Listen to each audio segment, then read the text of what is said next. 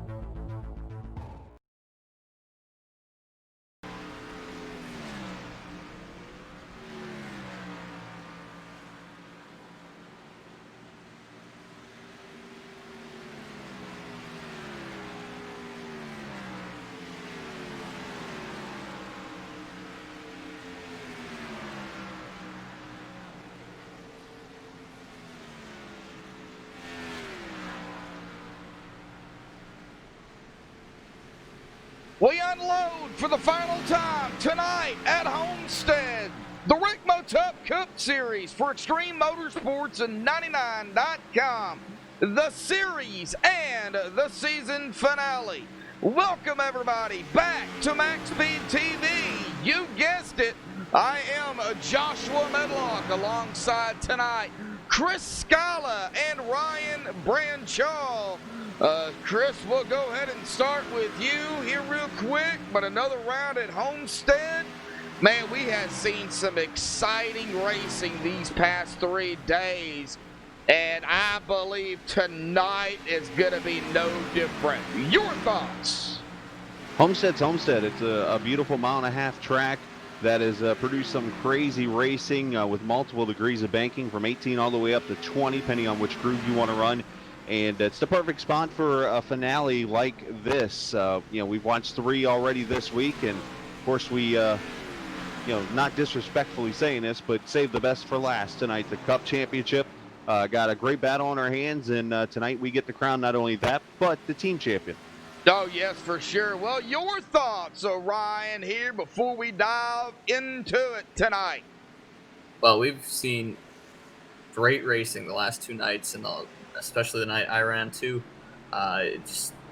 It's been down to strategy when you want to pit, when you don't want to pit. Tires have always been a big factor this week, but I think tonight's going to be, of course, like Chris said, the best for last, because this package is very, very interesting.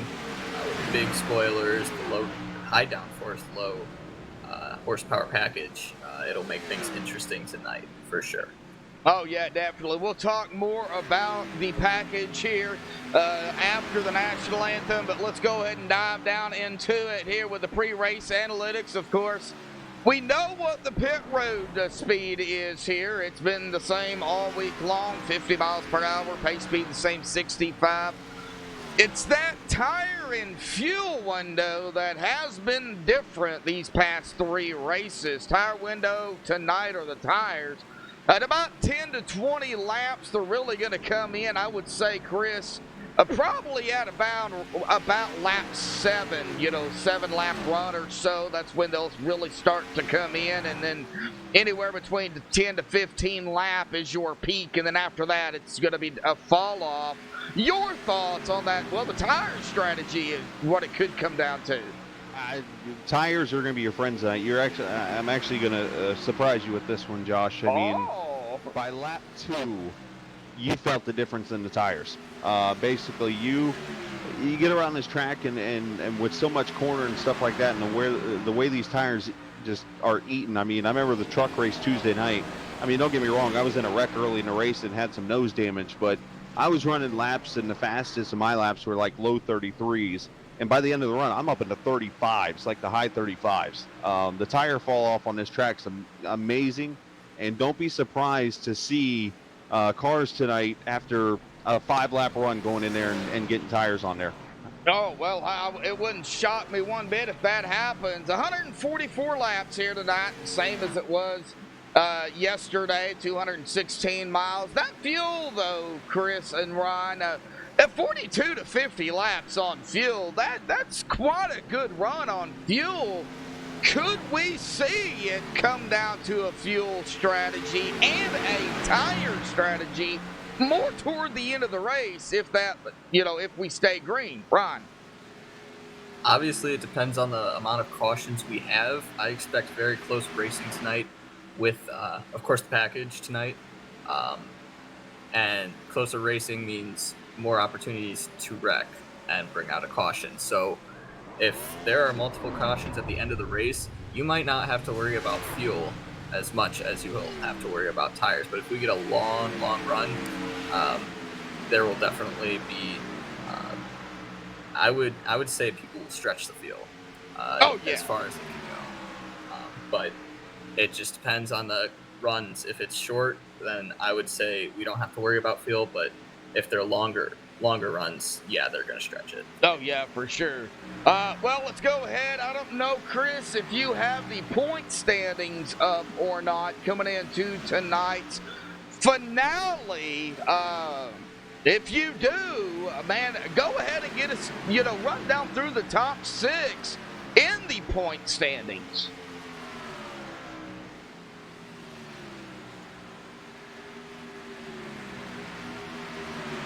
Chris? Here, I got him here. Oh, right with me. But first place. Oh, you got him? Yeah, I was hitting the wrong button. I was pushing my old talk button. I was scrambling to get the points, but it's all worked out here. Yeah, Bueller. He's leading the points right now by 9 over Mike Rominger. Of course, GT Hawkins there third. The Xfinity champ from last night, Cameron Hearn, he is there in 4th. Weishart there in the top 5. Haynes, Elwood, Grant, Hendricks, Thraich your top 10. But mathematically right now we got 28 cars in the field, so you could probably eliminate 6th on down already entering this race. And I hate being that person that says that before the race starts, but got to be real here. Technically, the top 5 are in it now. Well, yeah, and you got that right, Chris. Sorry to put you on the spot like that, but no, I was trying. It's all radio, right. TV. Well, Whatever we on. Yeah, it's live. It's, it happens as it happens. Well, Ron, we've got some picks. We'll get to those in a minute. But you look at it here, Chris, you even said it yourself.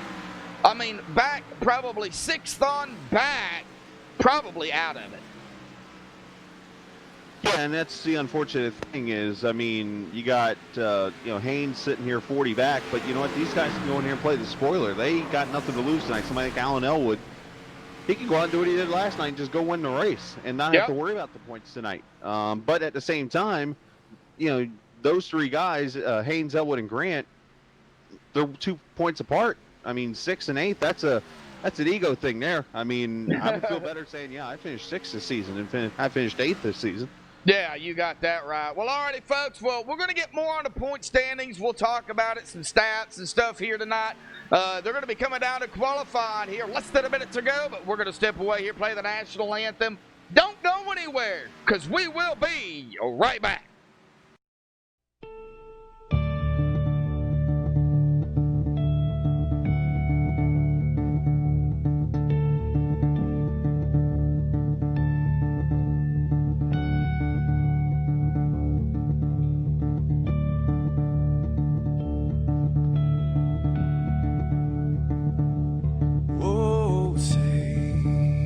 Can you see by the dawn's early light what so proudly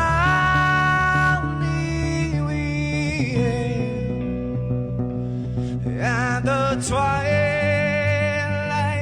last gleaming, whose broad stripes and bright stars through the perilous fights, oh, the ramparts we watched were so gallantly streaming, and the rocket treadless, the bombs bursting in air, gave proof through the night that our flag was still there. Oh, traitors that star-spangled banner gave way for the land under the free, and the home of the brave.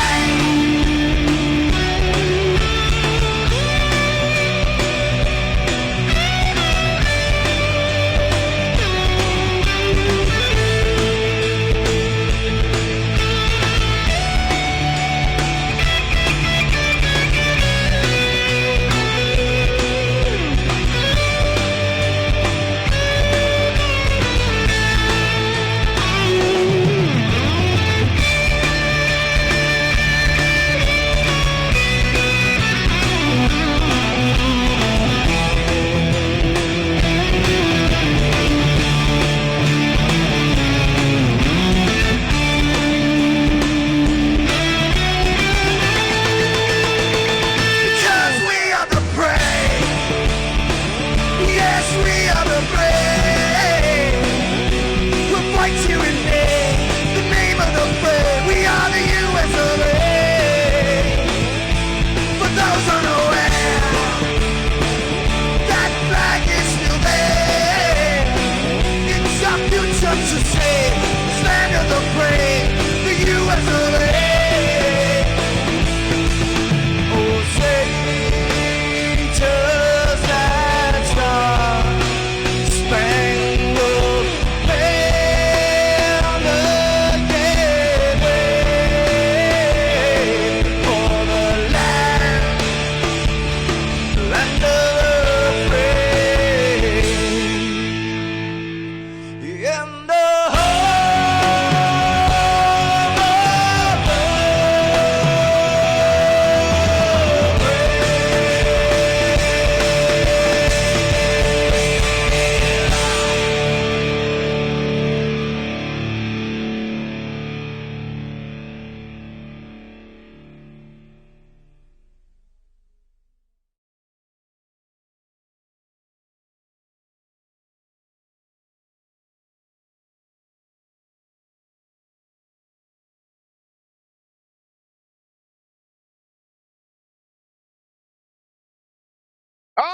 righty, folks, qualifying underway here tonight. Of course, coming down to about a minute and a half left to go here momentarily.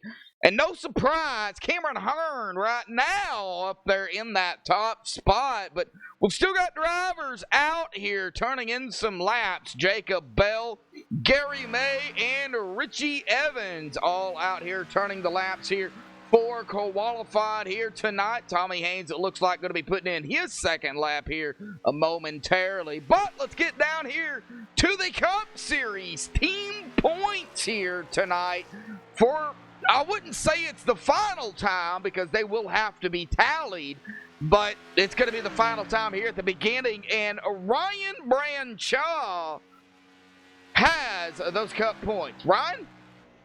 Yeah, Josh, we got Virtual Racing Alliance leading the way with 1675, and only 10 points behind them is East Coast Motorsports. Primetime in third place with 1582, and then EWR with 1500 points in fourth place. Samson Motorsports is in fifth place with 1482. Then we got Kickin' Asphalt in sixth place with 1112. 4X Racing is in seventh place with 983. And then we got BDE Legacy Esports in eighth place with 521 points. Chris? Yeah, Chris, go ahead. The overall. Yeah, the overall standings right now, it's pretty much a one-pony ride. Virtual Racing Alliance, VRA, 4586. They lead the points by some 100. Quick math off the top of my head, I believe it's 153 points. I could be wrong by that. But prime time at fourth, 44.39. East Coast, 43.01. And it's pretty spread out throughout the field. But you never know what can happen. That's why we run the race, as they say in life. So we'll just have to see. Oh, yeah, for sure. Yeah, we talk about that team championship for, the overall, after everything is, all said and done, which it will be here tonight. You really can't, I'd say lock them in, but you could lock them in, Chris, Virtual Racing Alliance. But Primetime is right there. If VRA has a bad night here tonight and Primetime can capitalize on a lot of points here this evening, could they potentially knock out VRA? Oh, anything's possible. That's why we run the race. Is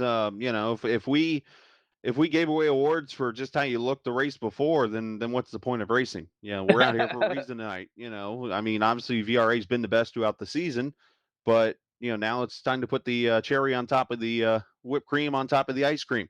Yes, let's finish. It's time to finish the game off, basically, if you're VRA. Oh, yeah, for sure. Well, our admins tonight, Nick Hunt, Calvin Herring up there. Big shout out to, of course, Nick Hunt and Calvin Herring for all they've done here for the Cup Series here up in the admin tower. Big shout out to both of them and Doug Blackman when he's available. Of course, shout out to, mine went blank, Rick Donovan out there. I'll get it out in a minute.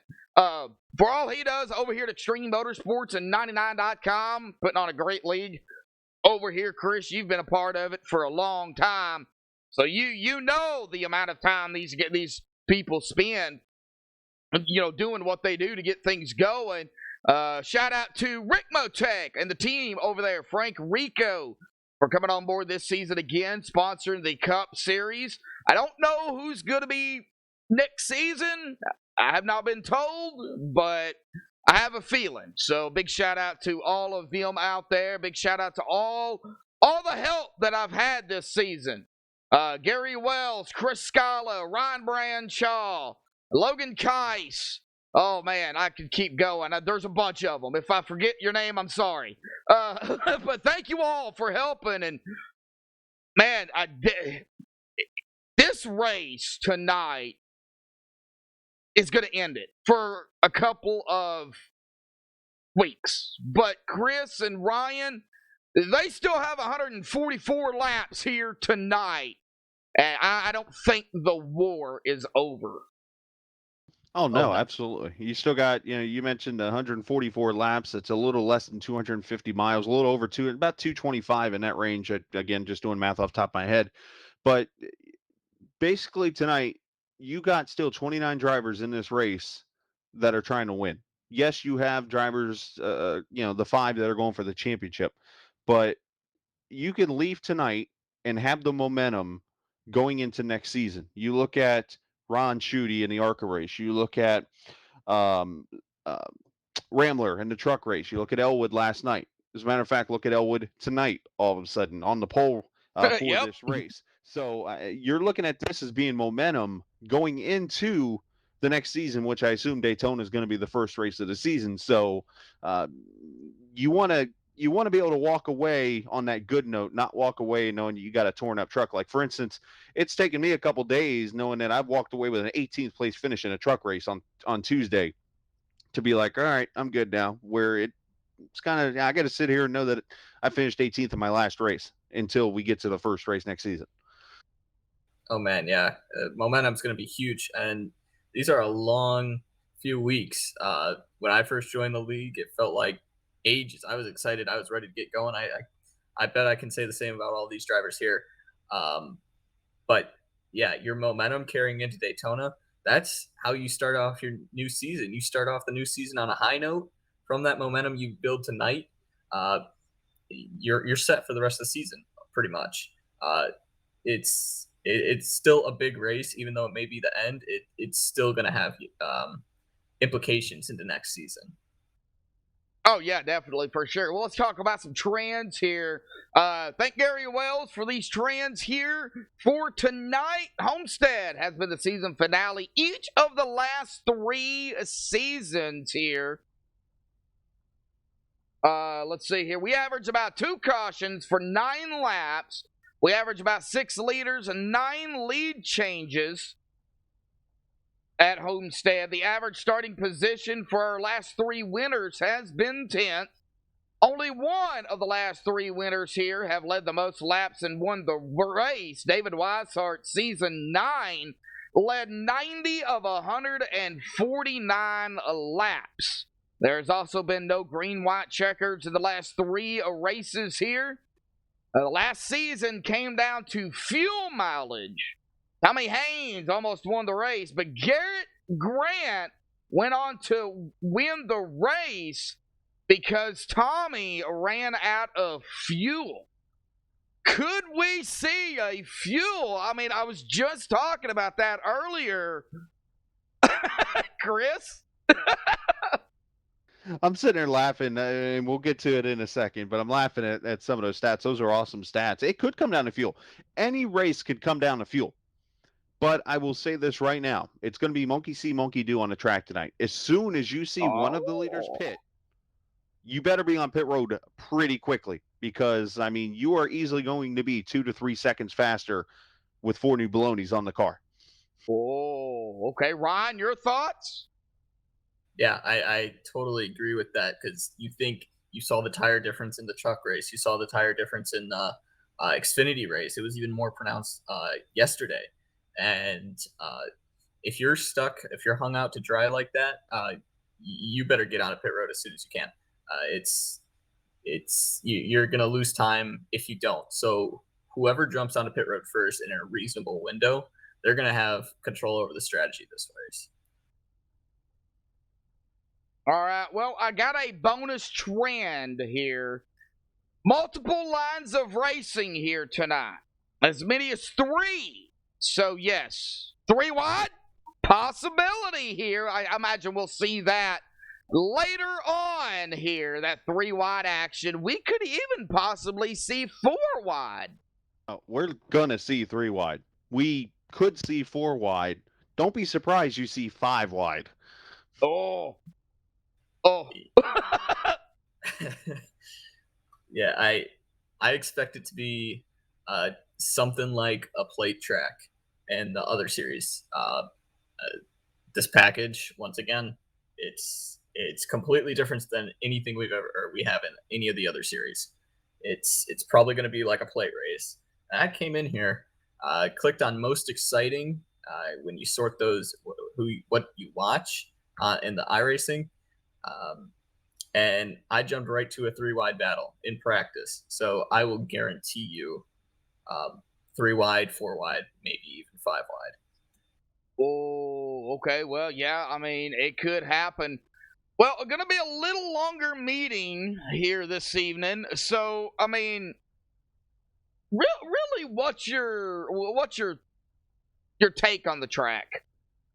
We've seen it all week long. Really, it comes down to the low horsepower, higher downforce. We was talking about that earlier.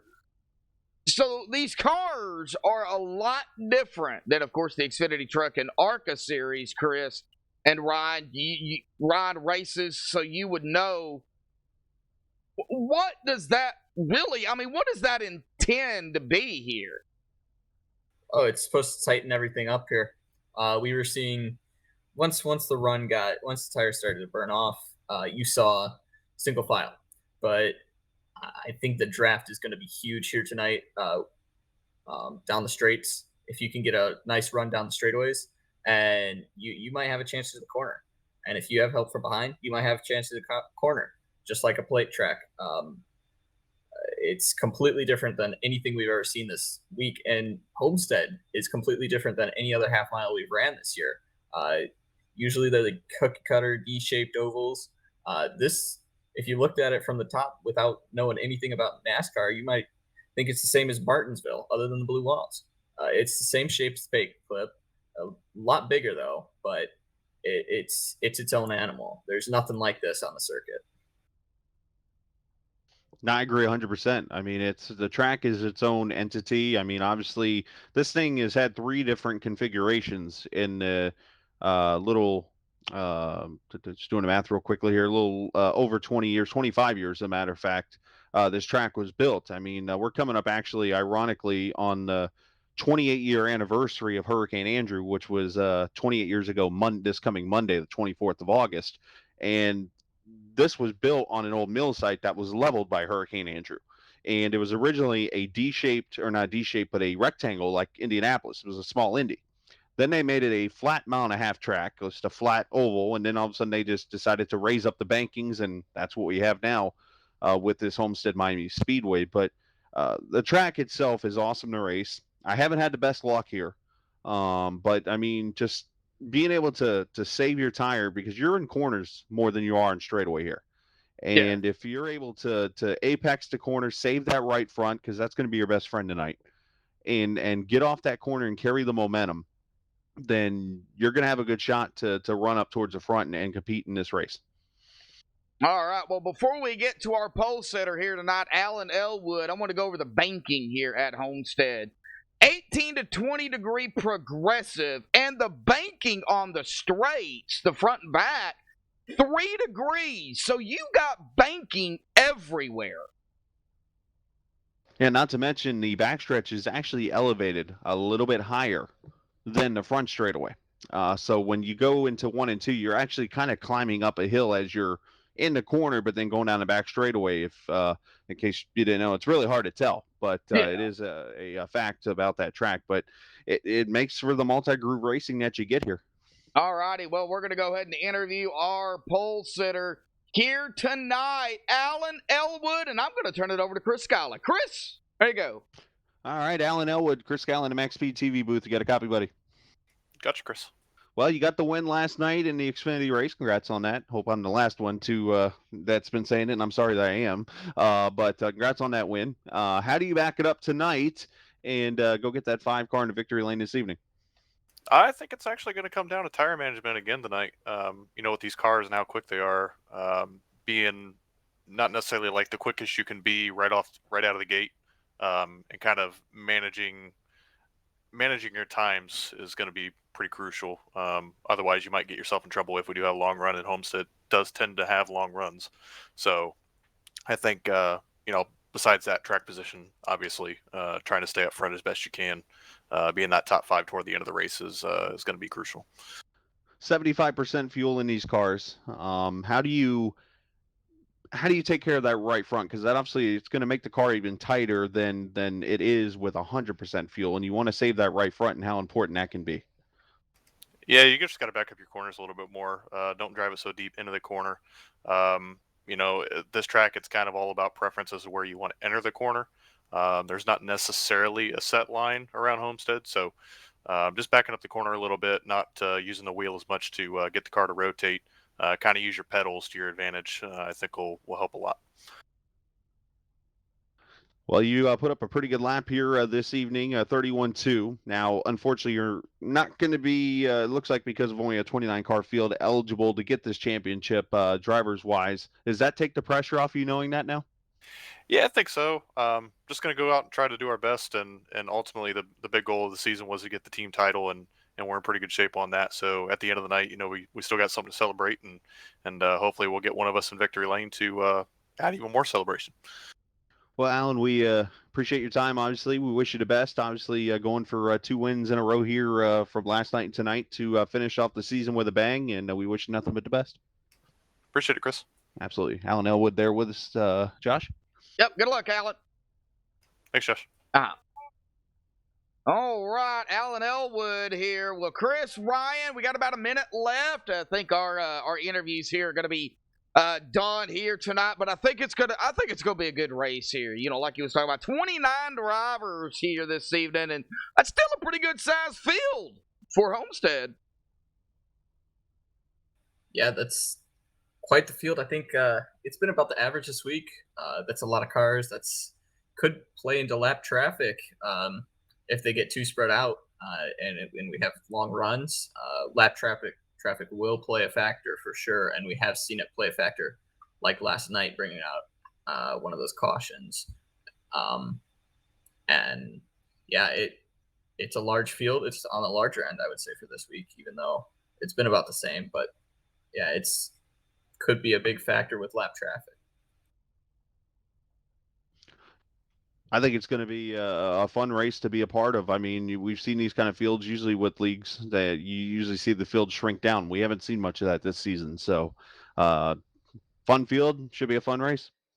All right, well, let's get them on the grid here tonight. Let's go and get that off of there. The MaxSpeedTV starting grid. Alan Elwood grabbing the pole with a 31.226. Congratulations to Alan on pole. Cameron Hearn going to be on the outside of him in second. Ed Morse third. David Weishart fourth. Tyler Hallman fifth. Mike Rominger sixth. David Elliott seventh. Michael Mueller eighth. Rob Haynes ninth. And Tommy Haynes going to round out the top 10. Chris? Yeah, Garrett Grant, he'll start there in the 11th position. Alongside him, Jacob Bell. John Sterling, he'll start inside of row number 7 alongside Logan Keys. Davey Hendricks, he'll start inside of the 8th row alongside Mike Franklin. Brent Kuhl and Delonte Ballard, they're going to complete row number 9. Row 10, you'll see Danny Ware alongside Christian DeBoer. Brian. And then in the 21st split, we have GT Hawkins. 22nd, Richie Evans. 23rd, Michael Thwaites. 24th, Jacob Lee. Bobby Tinch will be in the 25th position. Brandon Fries will be in 26th. 27th will go to Tom Emasi. Oh, my goodness. Emasi. I can't get his name right. It's all Casey right. Duncan will be in 28th. And then Gary May will round out the field in 29th. All right, well, that is the field here. Let's go ahead and run down through our picks here tonight real quick before we get things going. Of course, tonight I am picking the man, Casey Duncan, here this evening. Chris, who you got? I got a little bit of a formula I've put together here. So I went back and you can call me Larry McReynolds here for a second. I went back and looked at all the winners this week and what positions they started at. So Ron Schutte won the ARCA race, started 16th. Scott Ramler won the truck race. He started 13th. Alan Elwood started 3rd last night and won the race. So you put those numbers together, scramble them up. The average number is 10.6. So you round that up to the 11th place starting spot. And then I add in the stat you just mentioned a little bit ago from Gary that the average winning position tonight for this Homestead race is 10th. So let's put all that in there and let's mix it all together. 11th place starter tonight at Homestead is, it's last year's winner, Garrett Grant, my pick. Garrett Grant, your pick, Ryan. Well, we got a more simple formula here. Second place in points is Mike Rominger. I think it's going to be Mike Rominger. Oh, well, we got to get a tour up here real quick as we dive into 3 and 4. Pull those belts tight. Oh, one more time, folks.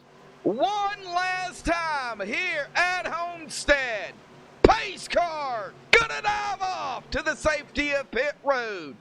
Allen in control on the loud pedal. We are boogity, folks, racing here at Homestead, the Rick Motec Cup Series and season finale. Diving off into turn number 1, we have side-by-side for third place.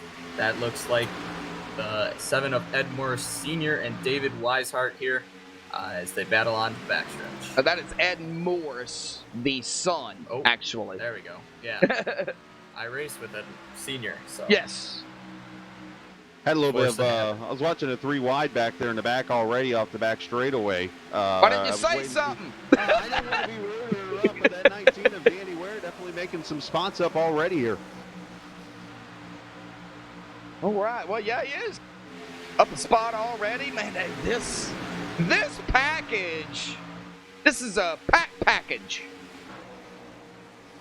I'm going to leave that one alone. Davey in the mix here with a teammate, the 51 of Delonte Ballard. Now Danny Ware again looking to the inside of the 11. Back here running at about 16, 17.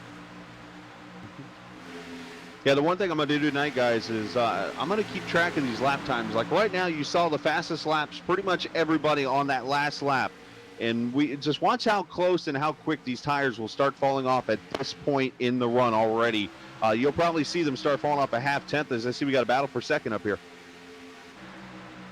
And it looks like Cameron Hearn, David Weishart. Man, the braking points, or I don't know if you brake much, you let off the gas. Everybody's got a different point to let off. And if the person behind them, because we almost seen it here with Ed Morris and the 52, the 33 now to the inside for second, it's going to push Cameron all the way to the outside. Yeah, and then you see Ed Morris trying to make a position there with Hearn being put up to the outside. Let's see if he can make the pass into turn number 1 here. It looks like they're about even, and Hearn might have the run off the corner here. But the 52 of Tyler Hallman is also looking to get around Hearn here. So if they continue like this, he might be brought into the mix. Morris needs to probably get single file here as quick as he can, which is going to slide up here in front of the 52 because he's down there in that bottom. He's cranking that wheel. That's going to eat up that right front tire, and I think that's going to be your best friend this evening in this race. But you see the 9 try to dip low there, but you know, you got to take care of these tires now. I mean, you can't wait until the middle of the run.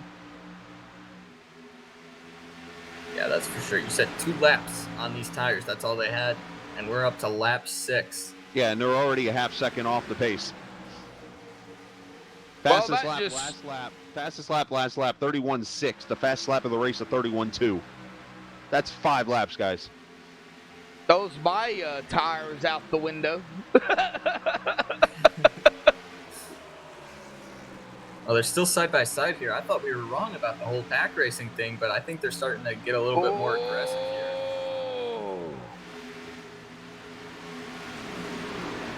Jacob Bell and Logan Kais. Logan gonna get around Jacob. Track position's everything. I mean, you gotta get what you can get while the tires are fresh, because eventually you're gonna get these cars are gonna be pushing, and the only way you're gonna be able to really get track position is going to be on mistakes and stuff. I mean, that truck race Tuesday night, I don't know how many times I heard Austin Hill in the middle of the pack. He started mid-pack like, I cannot pass anybody out here. It's so hard to pass. Well, that's the way Homestead is. I mean, because you're sliding around. Yeah, you got, I talked about this last night, I know. On the outside, you have the run off the corner, but on the inside, you're faster into the corner. So it's judging, like, can you make it past the car on your outside? If you're on the inside, that is. Well, can you make it past the car? Well, and the problem with that, because I didn't mean to cut you off there, but the problem is with that is you drive it in deep, you could slide up into the guy, and you don't want to do that. And we saw that last night too, and I think we did it in the truck race too. Got this blob of cars back here about mid-pack here. Yeah, I'm watching it. Here. Yep. Tommy Haynes, John Sterling, Logan Kais, Ballard, Bell, Franklin, then Hendricks, GT. I mean, they're all right here together. Throw a blanket on them, boys. Yeah, GT was a competitor for the win last night in the Xfinity Series. I want to see what he can do tonight with these Cup cars. GT definitely has a lot of speed in him, but right now it's just about being patient. I mean, you're in this pack, you realize you can't go anywhere right now, so sit back, ride, save the tires, and just obviously work your way through these guys. Let them burn them up. Do you save early, Chris? I like to. I'm a big fan of kind of those first couple laps is kind of getting the feel and letting yourself ride a little bit, because when you get to lap 6 or 7 of the run, if you haven't lost too much, you should be able to start getting that feel back, and you'll get others that burn their stuff up and start falling back to you. So yeah, I'm all about early saving tires, because you do that, I mean, eventually you're able to go at that point. Oh yeah, I'm looking at a battle here between Michael Mueller and the 52 of Tyler Hallman.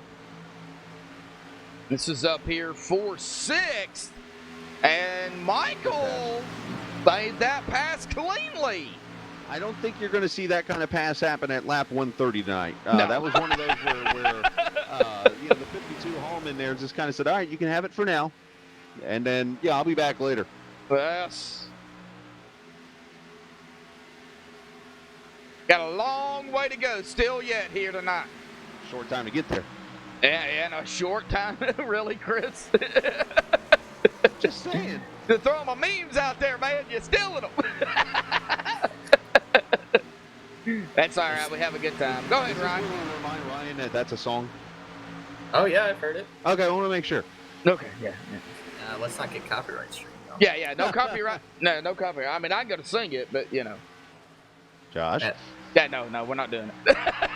Michael Thwaites to the inside of Danny Ware. Man, Danny has made his moves up. He's kind of fallen back a little bit, back here into 20th now. Michael Thwaites from 23rd to 19th, still battling there with Danny Ware.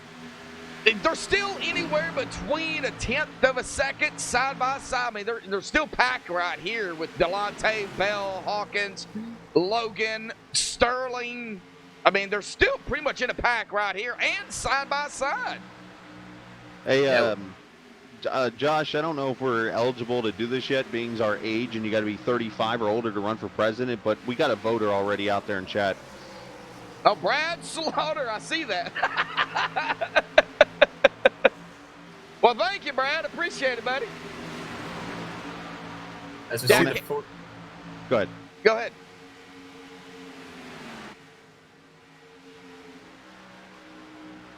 I think you were going to talk about the 14. Is that what you were going to say? Uh-oh. Uh-oh. Yeah. Oh, there it goes. Yeah, we got... He's talking about the 14. GT Hawkins there going to the inside. Yep. He's going to try to slide up here on Ballard. Not able to do so. He got the 00. Logan Keys just went by Ballard. Ballard's starting to fall back just a little bit there. But this fight here, they're definitely sparring out here. These group of guys here. Yes, they are. Yeah, GT's working his way up. He was backed by the 19 of Danny Ware, and I turned my head, and now he's passing the 51 car of Ballard, and that's for sure burning his stuff up. But if we get a caution sometime soon, he'll be good, 'cause everybody will be coming down, and he'll have the track position. He'll accomplish one of our goals tonight, which was track position. Yeah, we're 17 laps into our run here. All green flags so far. And we are looking at the fastest lap of the last lap being almost 2 seconds off the pace. Man, oh man. Well, Allen, he still only has about a 7/10 of a second lead over Cameron Hearn. Battle back here for third. Ed Morse, David Weishart, and Mike Rominger going to be sticking his nose up here, back up here as well. And you got two of your battles in the points right here, just neck and neck, fifth and sixth position. Cameron Hearn right now leading those in the point battle right now, running second, but he's going to need a lot more if he's going to get up there to win this thing. Now we see Rominger going to the inside of Weishart here. Can he make a move? And he's going to get him here. It looks like David Weishart's just going to back out a little bit there. And the 9 will set his sights on Ed Morris.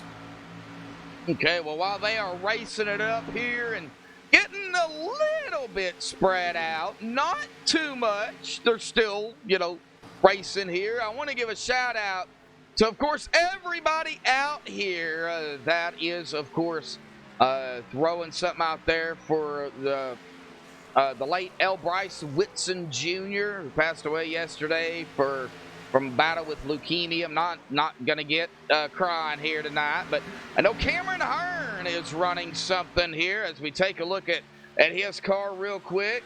Not exactly sure where he's got it on this car, but he does have Bryce's name on his car somewhere.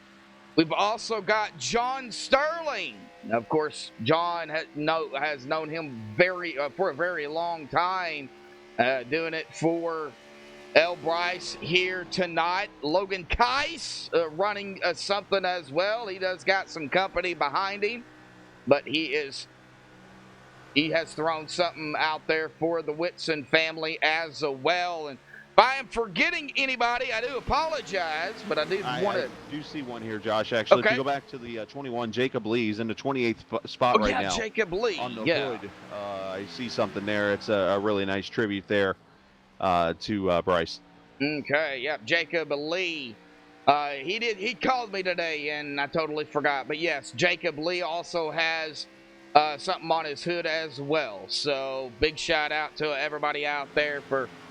I know a lot of these guys out here at Extreme knew him really well. So. Yeah, I never got to race him. I knew he was a part of the league and stuff, and obviously had a lot of Facebook friends when I previously had Facebook before now. I had a racing page, and I had a lot of people. I just always heard good things about him and stuff. So it's just a tough situation. Yes, it is. It sure is. I'll say it. Cancer sucks. I ain't afraid to. Agreed. Lost my dad to it 3 years ago, so I know exactly what you mean. Now watching the battle here with a 51 of Delonte Ballard, Logan Keiss, boy, Jacob Bell.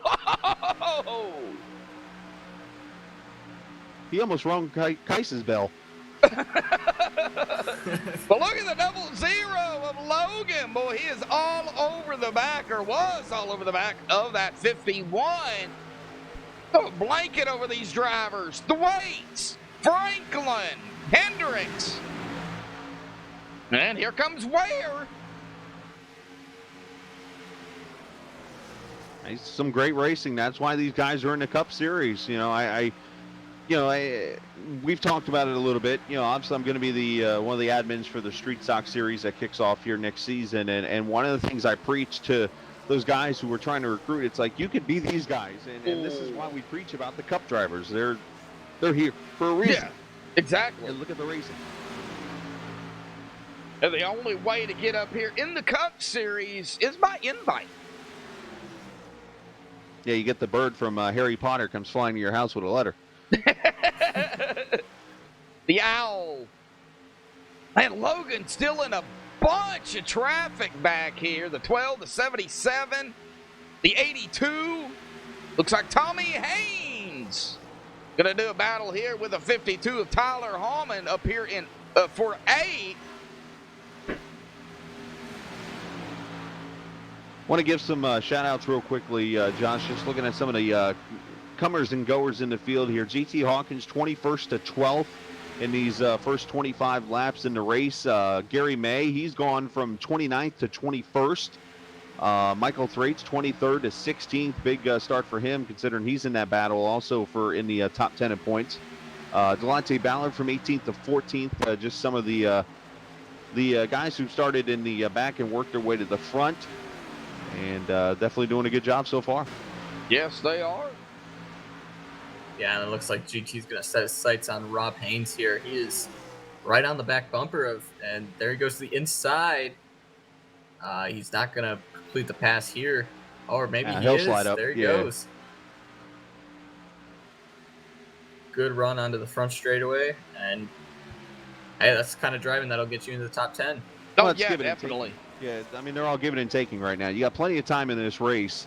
28 laps, in this race. You still got 116 laps to go. So, be patient. You got to get to that last lap to be able to win it. Math and Muscala here tonight. I don't know about that.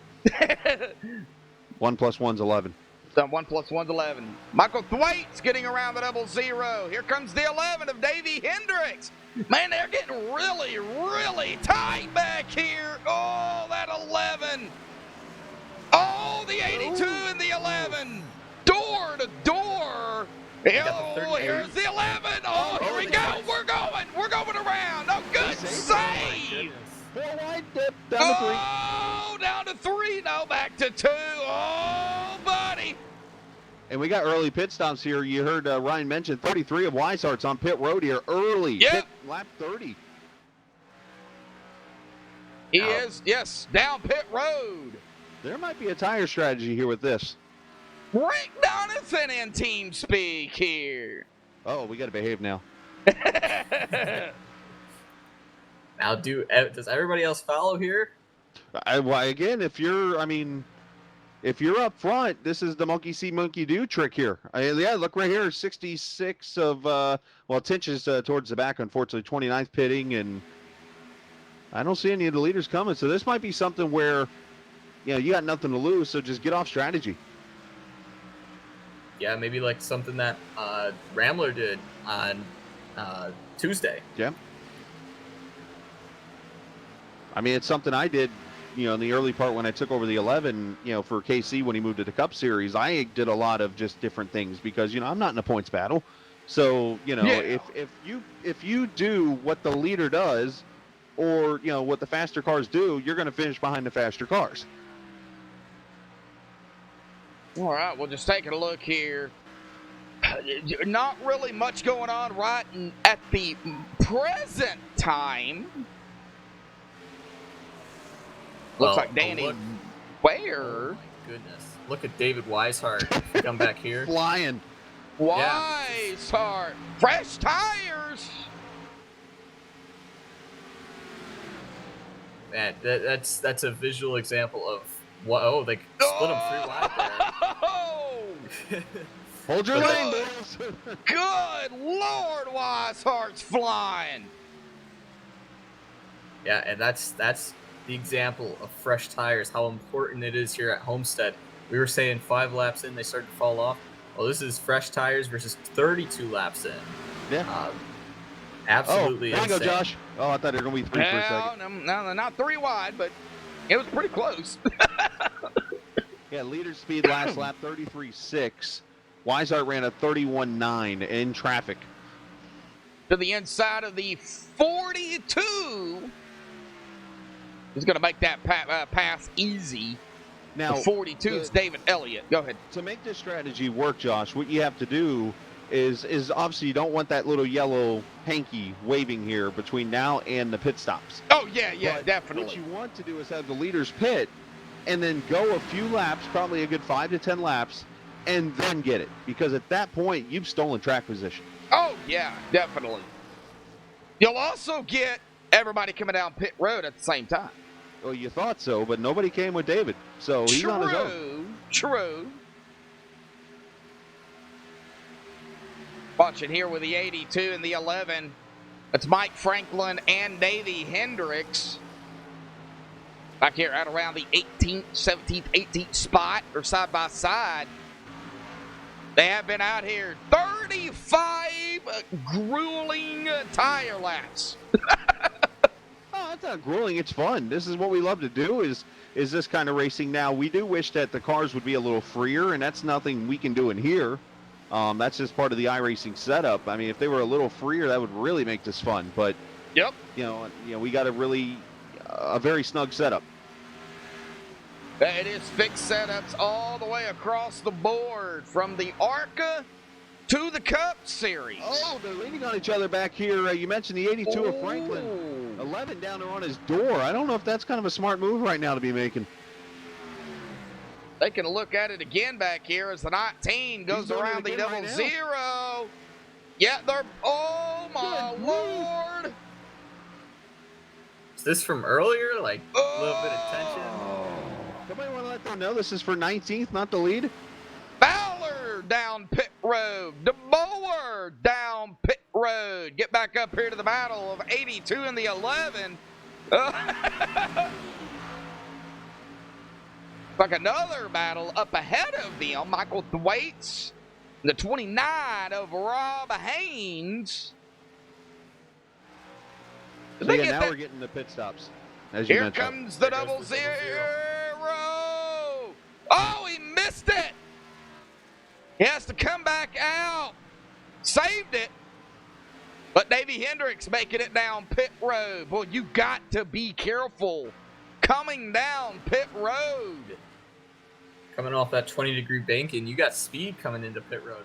Pit road speed limit is 50 miles an hour, and to slow your car down from, say, 150, give or take, just my estimate. Well, plus a track with a lot of dust on it in that area. Oh, yeah. Nobody's running there, so dust is settling there, and you got to be careful. And those barrels come out fast. If you watch the pace car come off, he almost hits it every time. And we've seen a truck in there on, what was it, Tuesday? We saw a truck get into the barrels on Tuesday, and it's a very dangerous area of the track. When you go back Here to the comes our actual truck leader. race. Oh, Allen down pit road. Our leader. The actual truck race, Sheldon Creed hit it in Homestead earlier this year. Hearn, Grant, if I can catch up to him, Mueller, Hallman, Sterling, Ware, Evans, Cool, all down pit road. Pit road is a busy place. Yep, right at lap 40 here, so obviously they're going to split this into a three-stop strategy, 40, 80, 120. Don't want to make a mistake, especially if you're one of those points leaders. Yeah, oh yeah, you got that right. Well, Mike Rominger, our leader, up front, second in the points, 9 behind Mueller. Ed Morse there in second. Tommy Haynes, third. David Elliott, fourth, and Jacob Bell right now, the top 5. As we have entered the green flag pit stops here tonight. Now, I'm curious to see where Wisehart's going to come out in this whole thing. He should be the leader when all of this is done. Should be.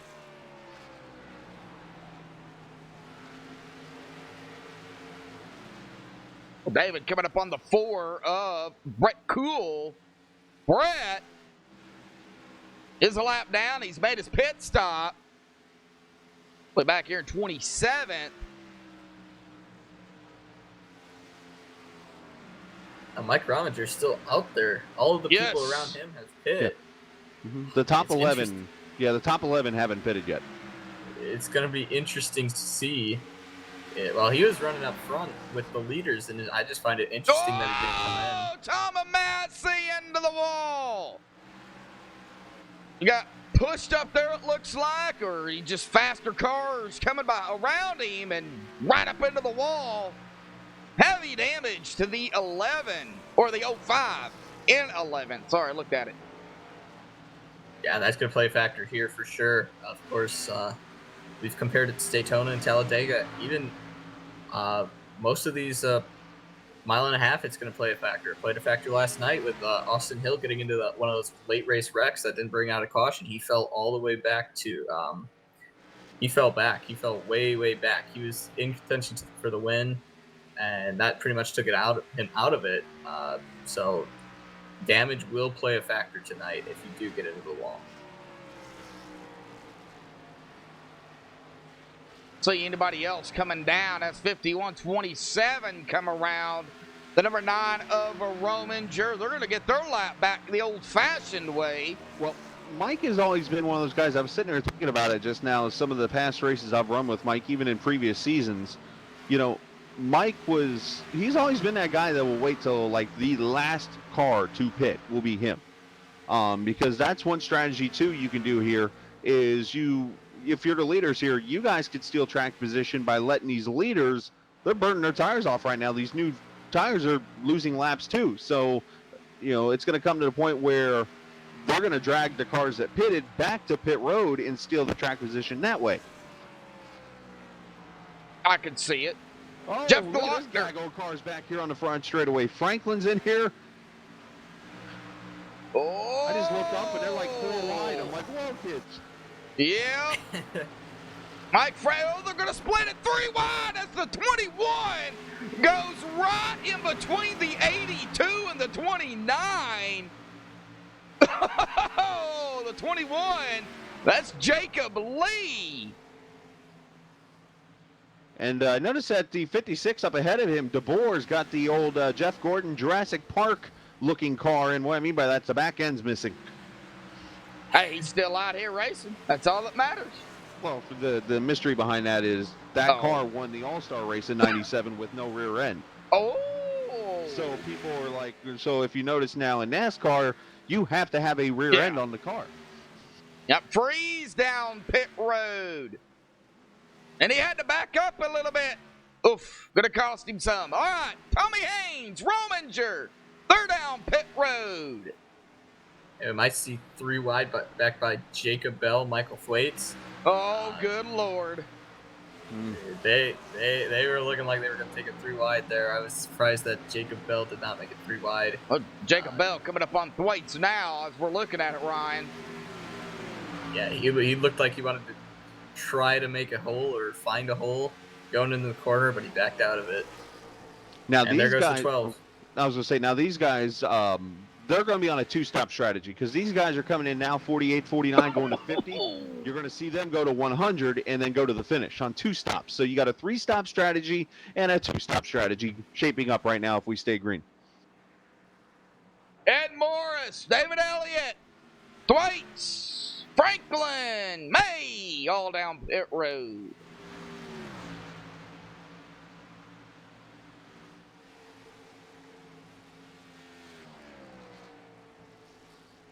There goes 29 too. Hey. We got strategy everywhere. Oh, yeah. Jacob Bell. All right, so our leaders have pitted, but Alan Elwood has taken back over the lead here. David Weishart second, Cameron Hearn third. He was coming up on that 33 very, very quickly. Down to the inside. On the back stretch. Yeah, go ahead. It's reverse of what we saw with Weishart passing everybody. He's got the old tires. Everybody else has the new ones. GT in fourth. Seen Monte Rickard out there in chat. Let's take a look at chat here real quick. We got Cody Kepner, Brendan Kennedy out there. I took Brian Michael Waltrip. Odell. I'll look at it in a minute. Daniel Mosteller in chat. Dennis Ansman. Drive for Diabetes Awareness. Check, don't guess. Might not be the flu. It's out there also racing here tonight. Let's see who else we've got in chat. GOM 1600 in there. Bell. Ogburn. Hilton. Willie. Brad Slaughter. HD Motorsports. Toby Keiss. Justin D-Wright. Jeff Glockner. And Michael Walter. All righty then. We've got a battle back here. I don't know if it's for position. No, it's not for position. It's GT Hawkins next to Brandon Freeze here. They're going to... Yeah, Brandon goes way to the outside. Yeah, that is not for position, but Brandon just pitted about 6 laps ago. GT has been out here about 14 laps. Big tire difference. Yeah. You're gonna a big tire difference everywhere on the track. I mean, obviously the guy that's going to be pitting here shortly will be David Weishart. Now, what he's hoping for is, again, you want to go 3 to 5, maybe 10 laps at most here and get that caution, because then everybody comes to pit road and Weishart running third. He's fallen back already 4 seconds off of Elwood, and he's got 2 more cars coming up to him. But, you know, he's the one that's going to want the caution, like, now. Otherwise, he's going to be back on pit road first out of everybody.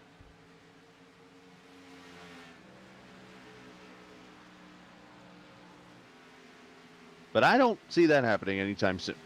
I see good green flag racing pretty much everywhere here. Oh, yeah, it's green flag all throughout the field. Well, it's green flag on the track, but it's good racing throughout the field here tonight. Absolutely. This is what Homestead does. Yes. Produces great. Well, we've seen it all week here, Chris and Ryan. I mean, we've seen it. I mean, great racing all week long. Yeah, And, great. yeah. Go ahead. No Ryan, matter what the, no worries. No matter what the series, we always had a green flag run.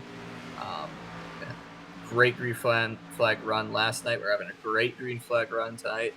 ARCA in the middle of the night, we had great green flag run, and same thing in the trucks. So it's great racing for sure. It shows the talent of these drivers, and just, you know, it makes the race about strategy, not who can hot lap the best. Oh yeah, for sure. You got Weishart on pit road here, Yes. so I mentioned right on cue, right at lap 56. So he went just about 25 laps again on a run. So he's splitting it up to almost a 5-stop strategy here. So, I mean, he's definitely depending on tires. Yeah, and he is also probably banking on a caution here as well. I mean, do you really want to split that up that much? I've done this before. Actually, when iRacing, this was back 2015-ish, really started putting these tires in to where they wore out a lot. I remember running NIS races here, the full distance races, where I was pitting every 30 laps, where everybody else was going to 50 laps on fuel. And you were gaining so much time on the newer tires and stuff. So yeah, I mean, I'm somebody that I can see what Weishart's doing here. You got nothing to lose. You're here for the win. And if you don't win, then you know what? Okay, you're not going to win the points championship, so why not? Yeah, exactly. Again, you follow the leader, you're not going to win. Well, mirror driving. Well, you know, we haven't really talked about that mirror driving much. You know, early on in the season, you know, especially in the lower series, you see a lot of that, and you see it up here in the higher series too. But in the lower series, you see a lot of mirror driving. You know, people trying to learn different lines. You know, learning how to race. So, do you think that mirror driving can really help you even in the higher series here, like the Cup? I think it just comes down to spatial awareness. Like, you just got to know where people are on track. I think that's at least why I look at the mirror for sure. Of course, I run ARCA. I look in the mirror just to know where everybody is around me. It's just because I don't have the same spatial awareness as, say, these guys do. And that's something you learn coming up through the series. And but honestly, having your relative up for these guys would just be enough for them. I think they're talented enough to not have to use the mirror as often, but I still see them using it just a tiny bit. Well, and you also see a lot of these guys have spotters. I mean, I'm looking right now through the field over here, and there's at least 7 drivers that have people in here helping them spotting tonight, and that kind of thing. But spatial awareness is huge. But here's the best way to put this, Josh. If you're driving down the road and you're looking up in the mirror the whole entire time, what's going to eventually happen? You're going to wreck. You're going to hit something. Yes. So, and I've talked about this before, especially at restrictor plate races and other kind of racetracks like Homestead. If you're slower, okay, let's face it. Okay, Tuesday night, I'll use me for an example again here. I had damage on my truck, so I was going as long as I could on pit strategy. So the leaders passed me a couple times, put me a lap down. I looked in my mirror to see where they were, but then after that, I just held my lane and looked forward because they were going to get around me.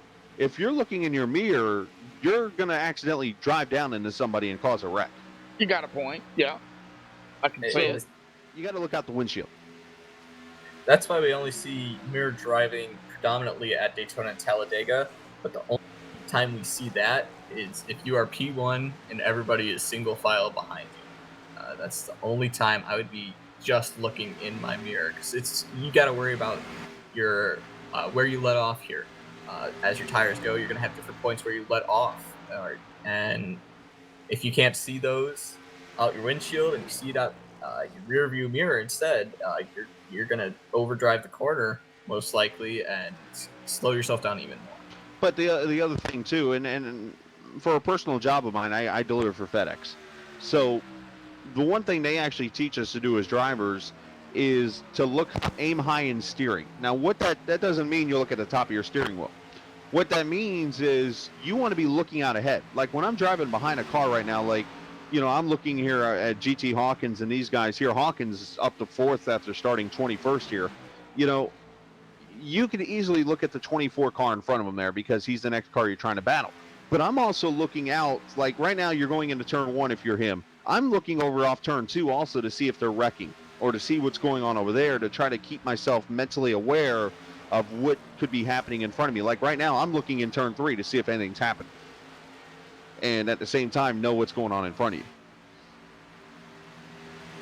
That's some of the best advice my dad had given me. He said, always keep your eyes down the track. You can react faster to things happening down the track, whether it be getting loose, you know what's ahead, or even a wreck or contact. You can react better when you know what's coming. And I think that's one of the things you see with the drivers in like the lower series down. You know, you see some of those wrecks and people make the joke of ARCA braking. You know, I think those are more the drivers are just paying attention to right there in front of them and not seeing, oh, they're wrecking a mile away. Okay. I got something for you. How about talk about somebody that, like me, I'm not a good driver. Okay, and say, okay, I know I would not be up here in the Cup Series with these guys, but let's say in a fun run. You know, we get out there, we race it up, follow the leader, learn the line from a driver that is better than you. You know, we see that a lot, not only in the Cup, but in the lower series and even on iRacing in general. You know, that helps. Oh yeah, for sure. I mean, if I know a couple times I've caught myself doing it, if someone like let's say Brad Slutter or Brennan L. Book is getting in front of me, say in ARCA, I'll definitely watch their lines. I'll try to put my tire tracks in their tire tracks, and it gives you an idea of what they're running. And I'll even this is a secret, but to help me learn in a practice session, I'll take whoever's at the top of the board, watch their fastest lap, and try to make my lap as close to their lap. And most of the time it works. It also helps to have a more experienced driver with you. Say Chris, he was with me at Rockingham, and Rockingham wasn't my best track by any stretch of the imagination, and I got my best finish of the season there. So just learning like that from other drivers and people around you who've done it before is the biggest way to learn. Well, and you can't be afraid to ask questions. I mean, Ryan, you brought up the point. Oh, yeah. We've got the situation where when we're in a lobby, we can go look at other people's laps and learn a little bit, and that kind of thing. But you know, Ryan and I, you know, we're lucky enough to actually have a NASCAR driver on our team. Okay, and I won't share the whole thing about it, but we were running truck race at Pocono a few weeks ago, and Austin actually said, hey, this is what I'm doing in this corner. I went out there on that next run and gained like a half a second of my lap time just from that move alone. So, I mean, you can't be afraid to go ask questions. You're not going to learn unless you ask questions. So, I mean, if you're somebody in the lower series right now, you know, don't be afraid to reach out to the, you know, if you got teammates you can talk to, or if you know somebody, like I could go talk to Slaughter right now and say, hey, what are you doing here? And get advice. I could probably go talk to, you know, I'm just going through the field here. Delonte Ballard, I know him personally. I could probably talk to him or Rominger or any of these guys. We can all talk to each other and learn a little bit, and that kind of thing. And, you know, another, you know, looking at chat here, Jeff Glockner, he's a truck and ARCA driver. He made mention, too, about some of the stuff in the lower series, the mere driving and blocking, and that's something I have seen in those lower series. You get drivers back there that are in 20th or 18th, and I think this is what leads to some of the wrecks. You get those guys driving aggressive in the back, and you're not going to learn anything with a torn-up car. Exactly. That's something we've seen here. How many times have we seen a guy block another guy in the whole 30-car field we have tonight? Yeah. I would say once or twice. It's you got to understand who you're racing, especially learning. When you're in the lower series, you're learning, and you can't race like you're racing around Jimmy Johnson and Martin Truex, whoever. You're not racing around those guys. They won't be able to catch your mistakes either, and you aren't one of those guys at the same time. But the more you learn, the more you'll be able to successfully pull off those moves and know when to do that and use it to your advantage. Now, Josh, we do got the second round of pit stops happening here. I should mention the 11, Davey Hendricks coming to pit road and stuff. Delonte Ballard is on and off of pit road. Of course, I did see Richie Evans. Well, he's on pit road as we speak. He's been down there. Of course, you talked about Davey in the 11. He is making his way down pit road. Second round of green flag pit stops, starting happening a little early here, but this is their strategy, Chris and Ryan. We haven't seen a whole lot of major battles going on, so not really a whole lot, to talk about right at the moment. But this is just the calm before the storm, because we are at the halfway mark here tonight for the Rick Motec Cup Series, Extreme Motorsports and 99.com, Round 5, the series and season finale here at Homestead. Presented by MaxSpeedTV, myself, Joshua Medlock, alongside Chris Scala and Ryan Branshaw. And Chris and Ryan has pretty much kind of took over here tonight. But hey, come on now. That's fine. That's fine. I'm all for it, man. You guys are doing an awesome job out here, bud. So you're asking the questions, I'm just answering. You're making it easy for us out here. Well, thank you, Chris. Thank you, Ryan, for coming up here and for the finale. I mean, this is the whole finale. We're going to be all right. GT down pit road. This is it. After tonight, off season. Ooh, boo. We don't like off season. I am seriously excited for next season.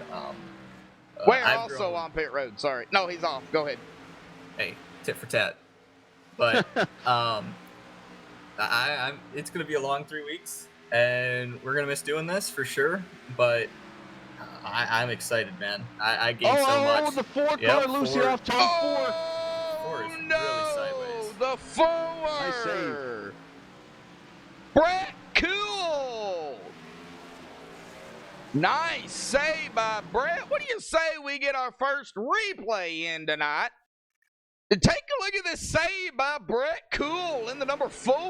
I think a product of these fresher tires here, Chris and Ryan. You just can't hammer it, especially into the corners. You know what I think actually more that might be of is the fact of that bottom lane is not the fastest way around Homestead, and you got a transition there or banking, and I think that upset the car and brought the back end around there.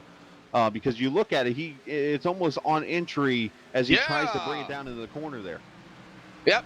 Took a look at the replay there. Good save, though, by that number 4. That could have been ugly. That would not have been cool. Oh, he was pretty cool under pressure there. Well done. Thank you. I learned from the best. He's learning from me. See that? I see how it is. Cameron Hearn to the inside of the 18, not for position. Casey Duncan, first driver, 1 lap down right now. Now Gary May, the last driver on the lead lap in the number 10. Oh boy, on turn 2, 3. Oh no, 3 wide. Where are we at? Here we go, right here. Extra. Yep, 3 wide. Yep, 3 wide, 3 wide into the corner. Well, nope, the 51, man, he gonna blow past that, but good Lord! We kind of can't say anything. Our boss is on the outside there. We kind of can't say anything. Woo!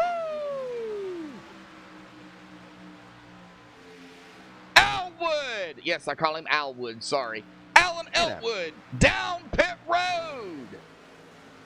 As well as Sterling down pit road. Garrett D. Grant? He called out he was coming into the pits. 52 coming into the pits. Mueller's coming into the pits. Yeah, this is all the guys, and this is all the guys that are going to be on the 3-stop strategy, by the way. This is right at lap 80, 40, 80, 120. All right, we've got 37 watching, 14 likes. We got a Bruzy USA out there in chat. What's up? I think that's Judd Danielson out there, if I'm not mistaken. I've raced with Judd before. Good guy. Hey, Judd. Yeah, I think that's Judd. I raced with Judd in Max Speed at the beginning. Oh, okay. I think that was Maximum Speed Racing or something like that. Or not Max Speed. I'm sorry, not Max Speed. Extreme at the beginning. I'm sorry. Extreme at the beginning. Okay. I get those mixed up. Garrett D. Grant, Mueller off of pit road. Tyler Hallman still on pit road. Now he's going to be off and away. I want to see the tires here. It looks like everybody. I think you have to take 4. You can't take 2. Yeah, it'll be way too loose. I mean, Brent Cool, I assume he took 4 there, but he was loose with just 4 tires. If 2 you're tires taking, is good. Yeah, if you're taking 2, your crew chief's going to be fired. Yeah, those left sides are getting burnt up too, along with the right sides, because you're sliding around. Those are going to take a beating too, as we see the 21 calling out he's going down pit road. The 21, that was going to be Jacob Lee. Yes, that is Judd Danielson. He just got back from Martinsville. Did you bring any hot dogs? Picking on Judd here tonight. What's up, Judd? Mike Franklin. David Weishart. Looks like David's going to go to the inside of the Serpro 82 machine. Who else is going to come down pit road? Brent Cool. Oh, they sorted out there. Alan Elwood gets ahead of them, but GT Hawkins and Brent Cool. Oh, we got a spin. Oh, a spin! 15 around 2. Oh! They're saved. They're good. Seen Logan Keiss was in the mix in that. Or is that a separate incident? No, that's the same incident. Him and the 15 got together. Oh, and the 18 cuts across the 15's nose. KC. I'm going to go back and take a look at... finger out the window probably of Kurt Hearn's car right now, I'm guessing. Taking a look here at this replay. Yeah, they got the 3 wide going up ahead of them. Right there, the bump. The bump again from the 15 to the 00. Right there it was. Then you was talking about Casey Duncan here, right? Well, yeah, because there's more contact afterwards. Yeah, right there. Yes, more contact. We've seen that here on the same replay. You know what? On that kind of deal, I just looking at that, if you go back to turn 1, Keiss runs a higher line, and then going into turn 3, brings it down like he was trying to pass the car in front of him. And basically, I think Hearn is probably thinking in this spot, you know what? You gave those 2 the line. How come you didn't give me it? I don't know. I'm not a racer. You know. Well, that's my thinking. Like a racer at that point. The 2 ahead of you, you just let them by with new tires, and here I come, and not so fast. I'm not a racer, so I don't know. I don't know what they think down there. I mean, like no fair. You get some low pop, I get a dum dum. I mean, come on. I like dum dums. I get what you're saying, though, Chris. Tommy Haynes up front. Rominger second. Ed Morris third. David Elliott fourth. Jacob Bell fifth. Michael Thwaite sixth. Alan Elwood seventh. David Weishart eighth. Mike Franklin, 9th. And GT Hawkins going to round out that top 10. Lap 89 here, coming to lap number 90. Hey, the next time by. Go ahead, Chris. We got a little bit of a developing deal happening here, and I'm noticing this more and more. I'm looking at the standings right now. You got Mike Rominger running second. He entered this race with a 9-point deficit from Michael Mueller. Michael Mueller. Yes. Mueller is on the 2-stop strategy. 3-stop strategy. Rominger's on the 2. Okay. Right now, if this race were to all of a sudden virtual rain shows up, which it's not, Rominger is second. Mueller's 16th. That's 14 points. Rominger gets the championship likely if the race ends right now. So when we got to look at when the third pit stop for Mueller comes here at about 30 laps at 120, Rominger's going to be making his last stop coming up in the next 9 laps. So that's going to be a very touchy subject here, I think, in the next 50 laps to the last 53 laps of this race. We might have a developing battle for the championship coming to the end, to the last lap. Very, very big possibility. I can't math that quick in my head, so... Well, you got to throw the 1 in there, get the square root of 31. No, I'm just kidding. Well, I'll look at it this way. For winning the race, it's 45 points. Okay? So you got 45 automatically for winning the race. And then you get a bonus, I believe, for no incident points, right? You get 2 points for no incidents. That's 47. Okay? You get a bonus point for qualifying in the top 12. Rominger got a bonus point for that, and so did, I'm looking for him, Mueller got one too. So that, that evens out. So the max Rominger could get, mathematically, you know, if you do the subtraction. Points. Yes, 48 points. Yeah, 48. Yeah, that's the max. It's 2 points for no incidents, 1 point. Oh, and a point for leading the most laps as well. So you can get. Neither have led a lap. Or Rominger led a couple laps. Yes. So Rominger has led 7, but you don't get a bonus point for leading 1 lap. You have to lead the most laps. So if I do the math then correctly, then that should mean right now it is about a 5-point Rominger lead or so. And we got the Larry and Larry show up there. Hey, I brought my game tonight. Gary emailed me. Something. Judd wants to see the standings. Let's go ahead and bring them back up here. Let's see how accurate I am. Oh, this is the standings coming in too tonight. Mueller in first, Rominger second, GT third, Cameron fourth, David Weishart rounding out the top 5. Yeah, Mike only 9 ahead of Mueller. GT 22 behind our leader coming into tonight. And Cameron Hearn 24 behind the leader. David Weishart 27 behind the leader. And Rominger's coming to pit road this time by, guys. He is over, I believe, in turn 3 and 4 right now. Okay, Rominger. And, of course, Haynes, Tommy Haynes, coming down pit road. We got 2 Haynes out here, so I gotta kind of keep them separated. I was going to hit the beat there, but you guys don't want me singing Offspring on the air. No, not really. I mean, I sing. Why not? Josh. Ed Morris up front. Like Ed is coming to lead his 4th lap here tonight. That time by. So these guys here, Rominger and Tommy Haynes. Elliott coming down pit road. That's David Elliott. Just go ahead. David Elliott, those guys. This is their last stop. They're done pitting. Franklin. Go ahead. Yeah, these guys keep coming. These guys are done pitting at this point. They're done. This is their last stop. Unless we get a, you know what.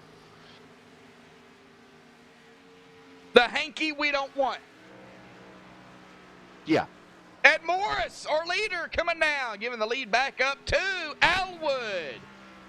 Elwood going to lead his 70th lap that time. I don't think that can be beat here. Nope, No, 70's it cannot. halfway. And now we got Mueller up to 7th place here. As the 2-stop strategy takers. Rominger is now a lap down. Of course, he's going to gain that back eventually with his fresher tires, but we got to see where he ends up after those tires fade out and everything starts to even out, and especially after Michael's pit stop here. Mm-hmm. Awesome racing out here by these Cup drivers. Bell getting a little loosey-goosey down pit road. You hit that inside wall, the outside wall on pit road. Get a little bit of damage. Doesn't look like it's too bad.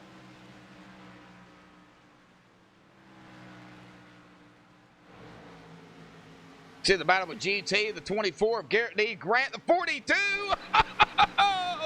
42, the 7, 42, gonna split the gap here. Yeah, how about this, Josh? How about this situation? GT, we haven't seen get thrown. I'm trying to keep it from happening. I know. All during a green flag run, GT Hawkins has gone from 21st to 4th in this race. Golly. That's a move. I mean, Delonte Ballard, 18th to 6th. I mean, yeah, there's pit strategy in here. Yeah. We've watched GT pass a lot of cars tonight. Oh, Delonte blinking out there a little bit.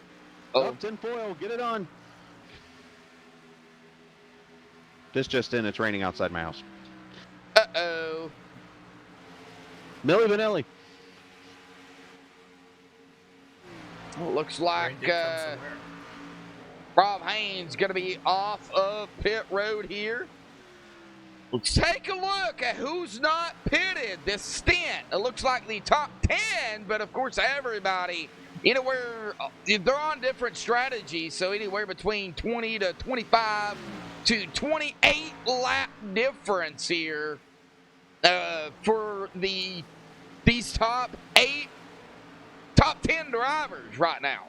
Well, that's the 2-stop guys. Those 10 you're seeing in the top 10 are the 2-stop strategy. Or I'm sorry, the 3-stop strategy. And then from Mike Rominger down is the 3-stop strategy. That's your separation right there, 10th place.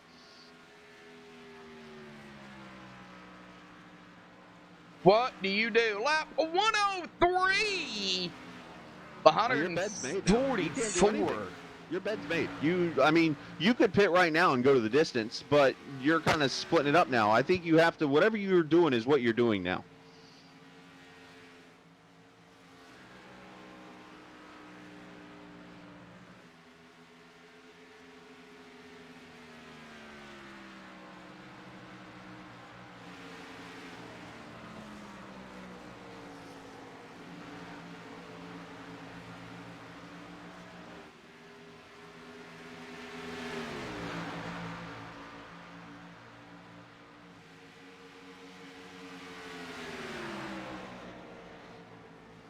All right, looks like we've got changing going on back here.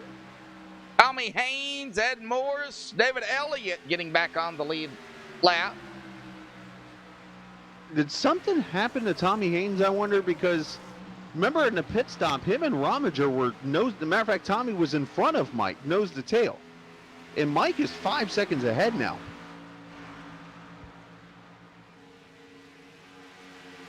Now, something going back to strategy I've been looking at, and I understand this is a different branch of racing, but in F1, usually the least stops you make, the more likely you're going to win the race. So what do you think, how do you think that can play out here? I mean, Rominger is back up into 10th. Mueller's still got a pit stop to go, but he's going to have the fresher tires for the next 20 laps. So, Well, right now you're looking at lap time wise. Mueller and these guys, they're all running 33, 34-second laps, mostly 33s. You look down here at Rominger and those guys, they're running 32s for the most part. So they're about a second faster. So you're going to see these guys come to pit road probably in the next 10 to 15 laps. So you look at about maybe 10 seconds or so you're probably going to gain, maybe 5 to 10 seconds in time. So doing the math, Rominger right now is 22 seconds back from Elwood. All right, so you knock that down 5 to 10 seconds, you're looking at somewhere between 13 to 18 seconds back. So calculate all that in, you're looking at having to run 24 laps and probably be about a half track behind to catch up. And that makes my brain hurt. That does, doesn't it?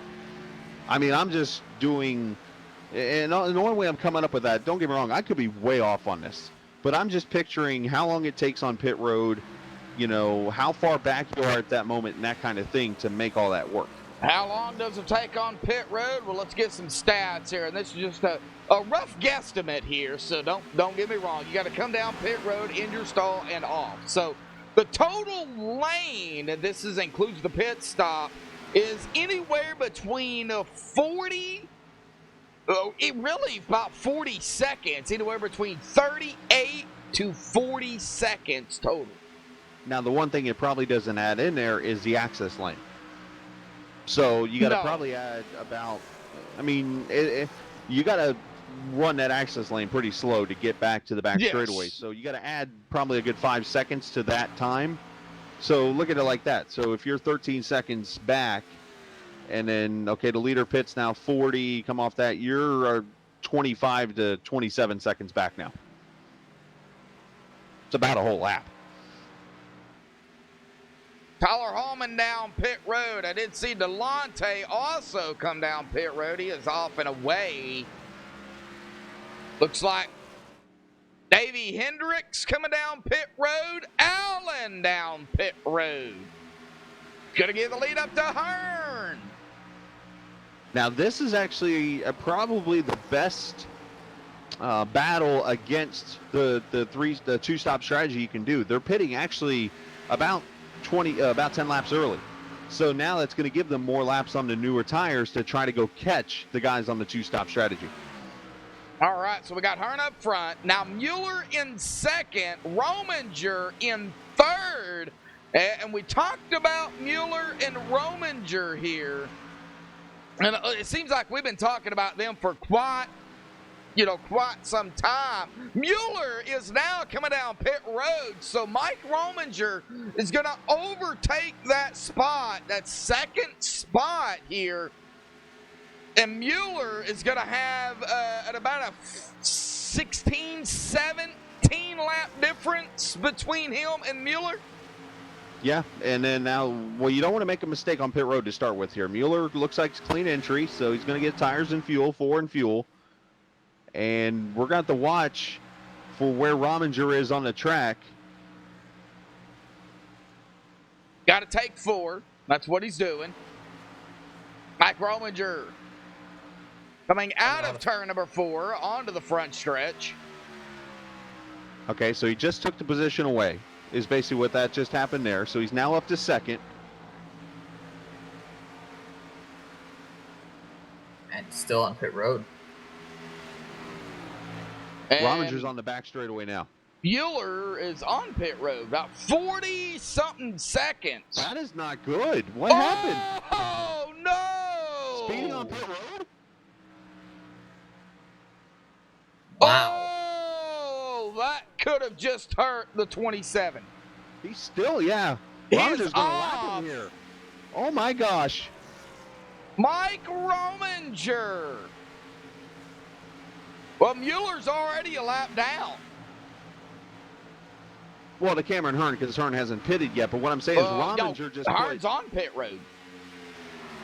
Okay, yeah. So once everything cycles back, he should be still on the lead lap. Or we'll be a lap down the Rominger now. Okay, Oh, so he went up into 53 miles an hour there. Oh, Wow. That'll do it. James might have Shane Wolf.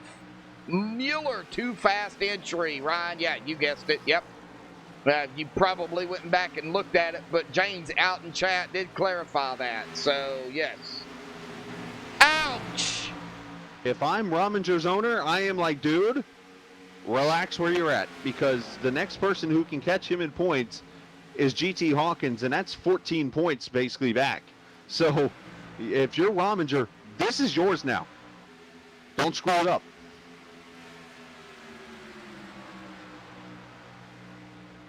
Ed Morris. Go ahead. I'm in shock here. That's crazy. And you can't help but feel terrible for Mueller. I mean, of course. That right there, I mean, you feel terrible for the guy, but it's like the big moment in the big series. It's like, it's hard to, we got 4 wide off turn 4. I just caught this out of the corner of my eye. What? But what I was saying though before, they've sorted out. But it's just like, I mean, it's so easy to make a mistake like that. Anybody can do it. It just happened at the wrong moment, and you feel terrible for him. And he's got 3 spectators. I was thinking, it's happened to me before where haven't paid attention to my speed. I'm trying to check off my tires if I don't want it, or like adjust my fuel too. And that might have been what Mueller was doing, and just didn't catch his speed. And it's just a simple mistake. It happens to everybody, and it just, it couldn't have come at a worse time. Not at all. Yeah, that's the last stop of the season. But I mean, with that said, now Rominger leads. You got Tommy Haynes is about 3.5 back. Make that 4 seconds back in second. Ed Morris is third. And then you got David Elliott, and then Alan Elwood is 5th. And Elwood, of course, is on the newer tires. He's 5 seconds back. So, I mean, chances are, unless a caution comes here in the next couple laps, Elwood's going to catch these 4 and take the lead. GT Hawkins will likely get to second, these newer tires and things like that. But if you're Rominger, don't even worry about winning the race right now. This is your championship is in your hands now. You just can't make a mistake. Well, he was my pick, so he's obligated to win the race now. Well, we know how picks go around here, but I will brag while Josh is on break real quickly. I'm back. My one pick was a top 5 finish, so I'm running 1 for 1 here. Hey, I've got a win. I've got a couple of them. Not that bad. I appreciate that, Chris. But Where's your pick tonight? Don't want to talk about it. Yeah. Hey, you can't talk about boss man like that. I wouldn't go in there. He's the one that picked him. Hey, man. I'm a big fan of KC, Duncan. Hey, KC does a lot of great paints out here. Great KC designs, by the way. Yes, he does. Well, let's take a look here. Lap 120. We'll, of course, take lap 121 here. Mike Rominger up front, 9 points behind Michael Mueller for the championship. Of course, we'll have to wait until everything is official, but he is up front.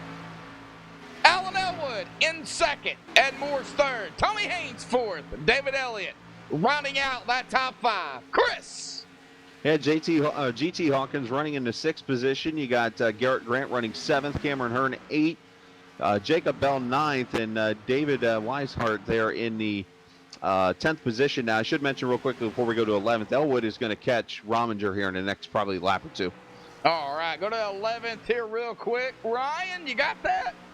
Yes, sir. Mike Franklin in 11th there. Michael Thwaites in 12th. Rob Haynes in 13th. In 14th, we got Delantra Ballard. 15th, we have Gary May. 16th is Tyler Allman. John Sterling in 17th. Davey Hendricks in 18th. Casey Duncan 19th. And rounding out the top 20 is Brandon Freeze. All right. Well, Michael Mueller going to overtake 21st here. Getting around Tom Massey. Brett Cool 23rd. DeBoer 24th. Danny Ware 25th, Logan Kais 26th, Bobby Tench 27th, and Jacob Lee is going to round it out here. The 28th car on the track. Richie Evans took his car behind the wall 52 laps ago. Man, not a way to end it here for Richie Evans, but I mean, we'll see Richie, I'm sure, next season.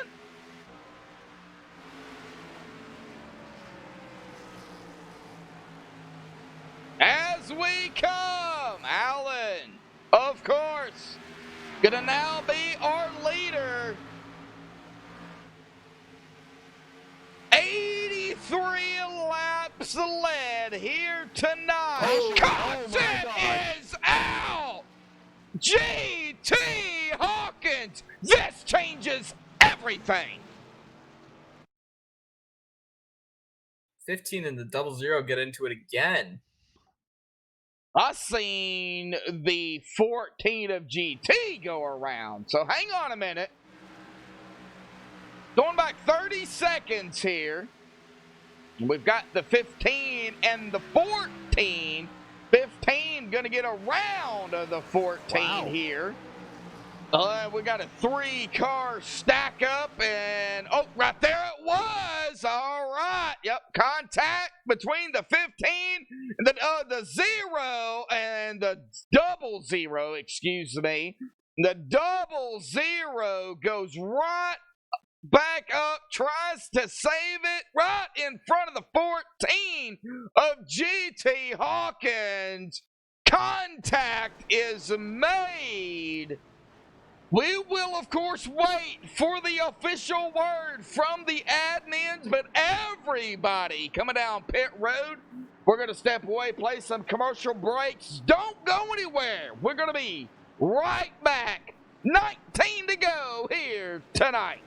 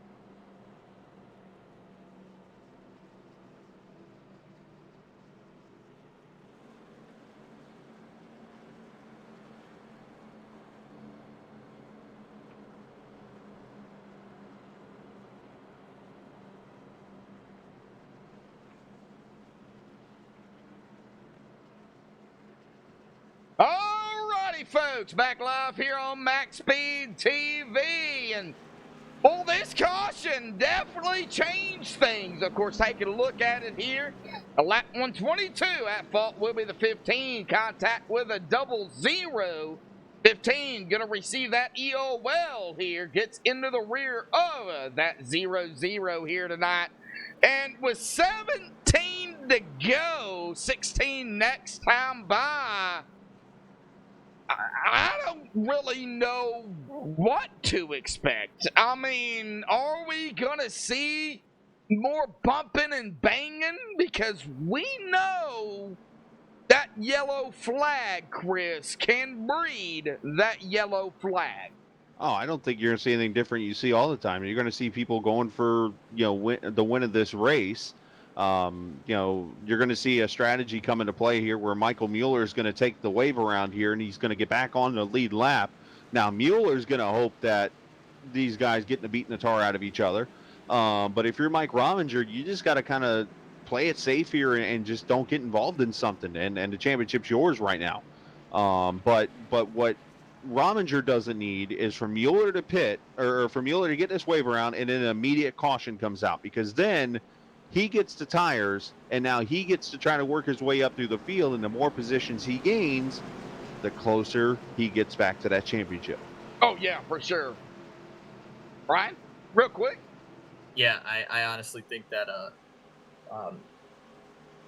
basically what Chris said, it's Mike Rominger needs this green flag run to the end, and we only have about 11 laps when we get the green flag. So no, try 15. But yeah, go ahead. Close Yeah. enough. Still not a lot to go as we're going to get going here. Chris, I'm going to let you get him going here, buddy. Go ahead. Oh, boy. All right. So everybody here is on 4 tires. The whole strategy game just basically was that. And let's see. We got Alan Elwood. That was me ripping up a piece of paper, by the way. Elwood leading. Mike Rominger second. You got Ed Morris third. Garrett Grant is up to fourth. Jacob Bell. All these guys with tires and fuel all the way down to 18th. You got Mueller in 19th on 19-lap tires. So that's going to shake everything up here. And we'll see what happens here. Is the pace car going to hang a dead left? You're way behind. We're already green. Am I? Sorry. Already Yes. green. I'm way behind. Oh, way to go, Chris. They've already completed a lap. We're clean and green. And got we three are wide. 3 wide up front. Thanks. I feel like the old 1990s NASCAR race now where they come back and, we've been green for a lap. By the way, We're live here, folks, on MaxSpeedTV. So I can't edit it out here tonight. That's my moment tonight. Oh, contact. Oh, golly. 77. Yeah, we're watching that. 14 to go here. Man, I don't want to miss 3 wide, but I know everybody is out there in chat screaming and everything. Crank it up. We're going to go ahead and try it here. I can't promise it's going to stay it, but let's go ahead and try it here tonight. Crank it up on MaxSpeedTV as we go 3 wide.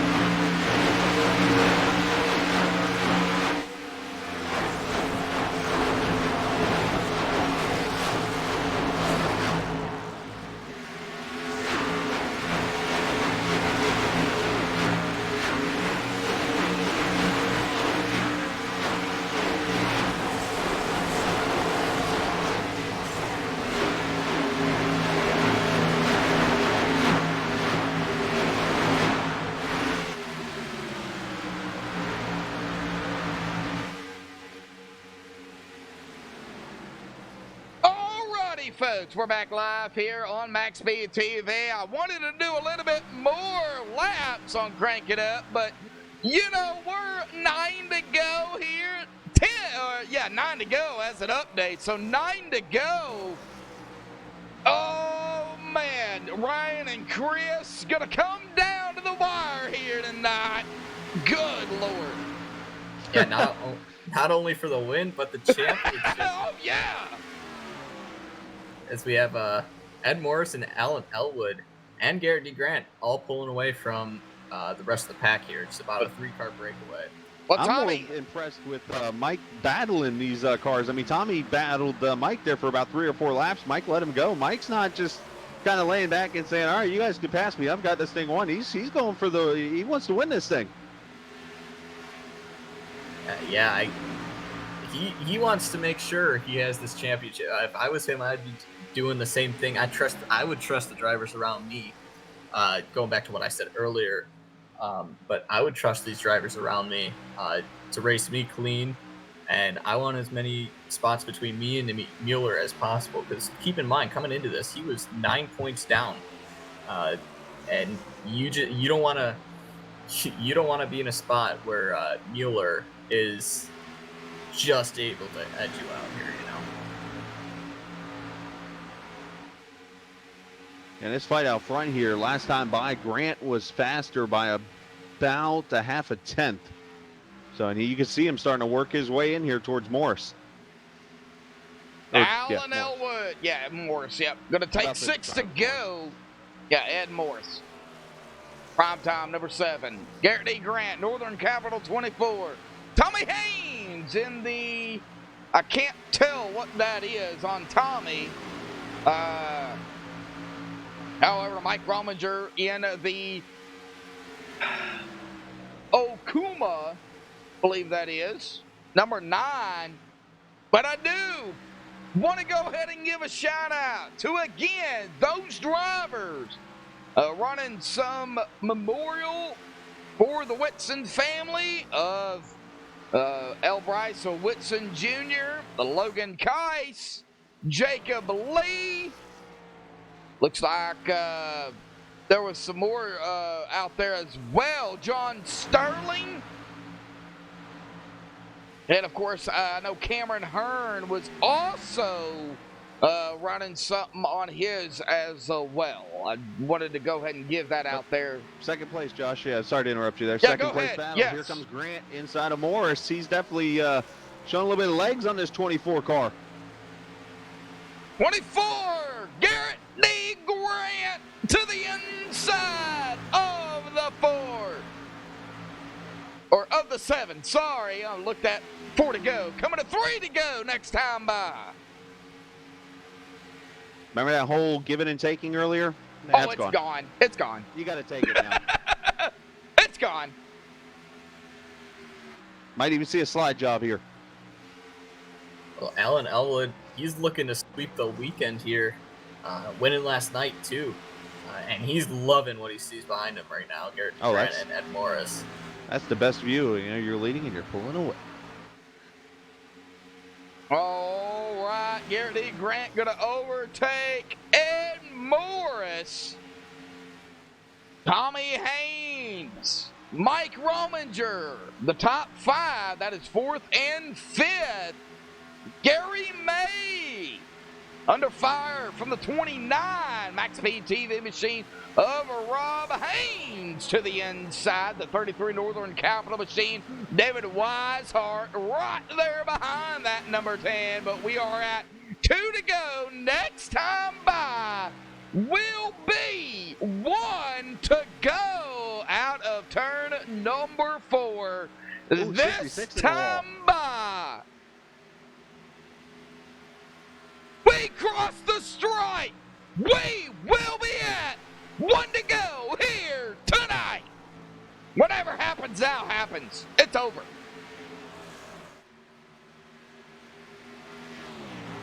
For the final time down that long back straightaway, Alan Elwood still pulling away. I don't think Garrett will have anything for him here. And it looks like Alan, he gets through this cleanly. which he will. He's coming to the line, and he will win tonight here at Homestead. Alan Elwood gonna sweep it here at Homestead yesterday and tonight. The Rick Motec Cup Series winner here this evening, Alan Elwood. Garrett E. Grant second, and Ed Morris gonna round out our top three. Tonight's gonna be a little longer than normal. We're gonna have to wait for the points here tonight from Nick Hunt, Calvin Herring to be official.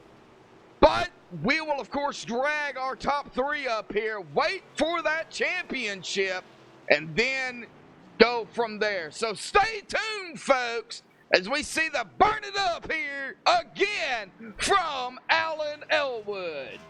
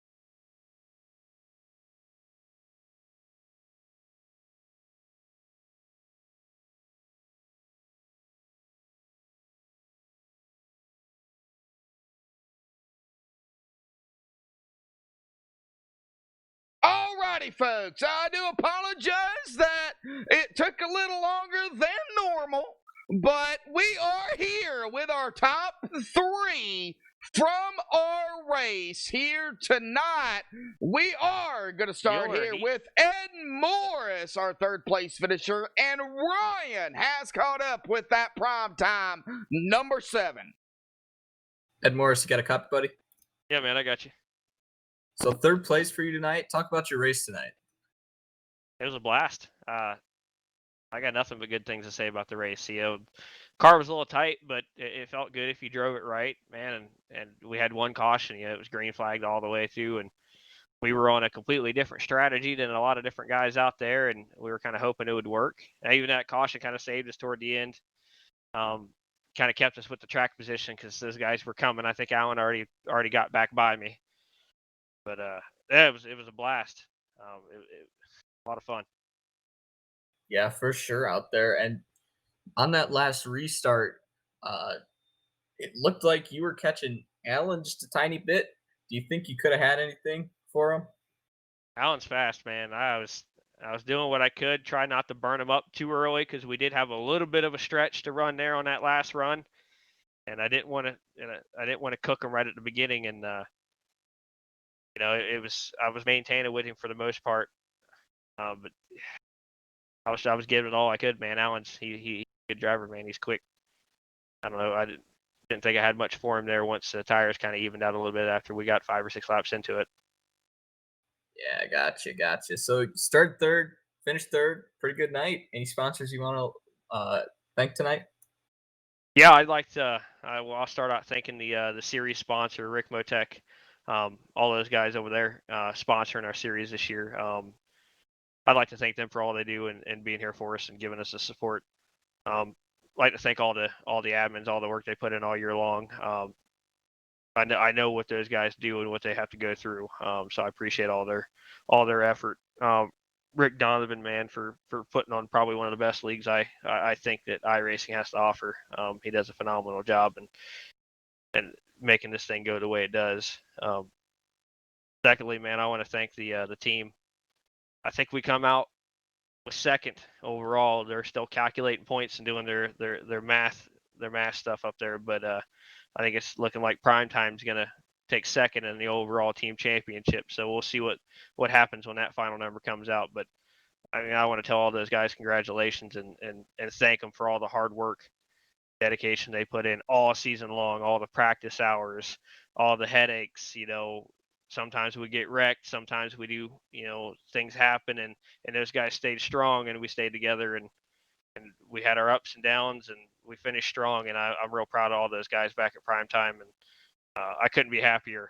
And I can't wait to go on to another season with them and keep fighting this thing. This would be 2 seconds in a row for Prime Time Motorsports. So maybe we could go get it, you know, on year number 3. So last but not least, thank you guys for doing the broadcast, Josh and you, Ryan, and anybody else that comes and helps out with MaxSpeedTV. You know, you guys do a phenomenal job, and we greatly appreciate it, and can't thank you enough. Yeah, well, you put on a heck of a show out there. Started the season off right, ended the season off pretty dang good too. So congratulations on your third place finish, and we're looking forward to seeing you next season. Thank you, buddy. Yes, sir.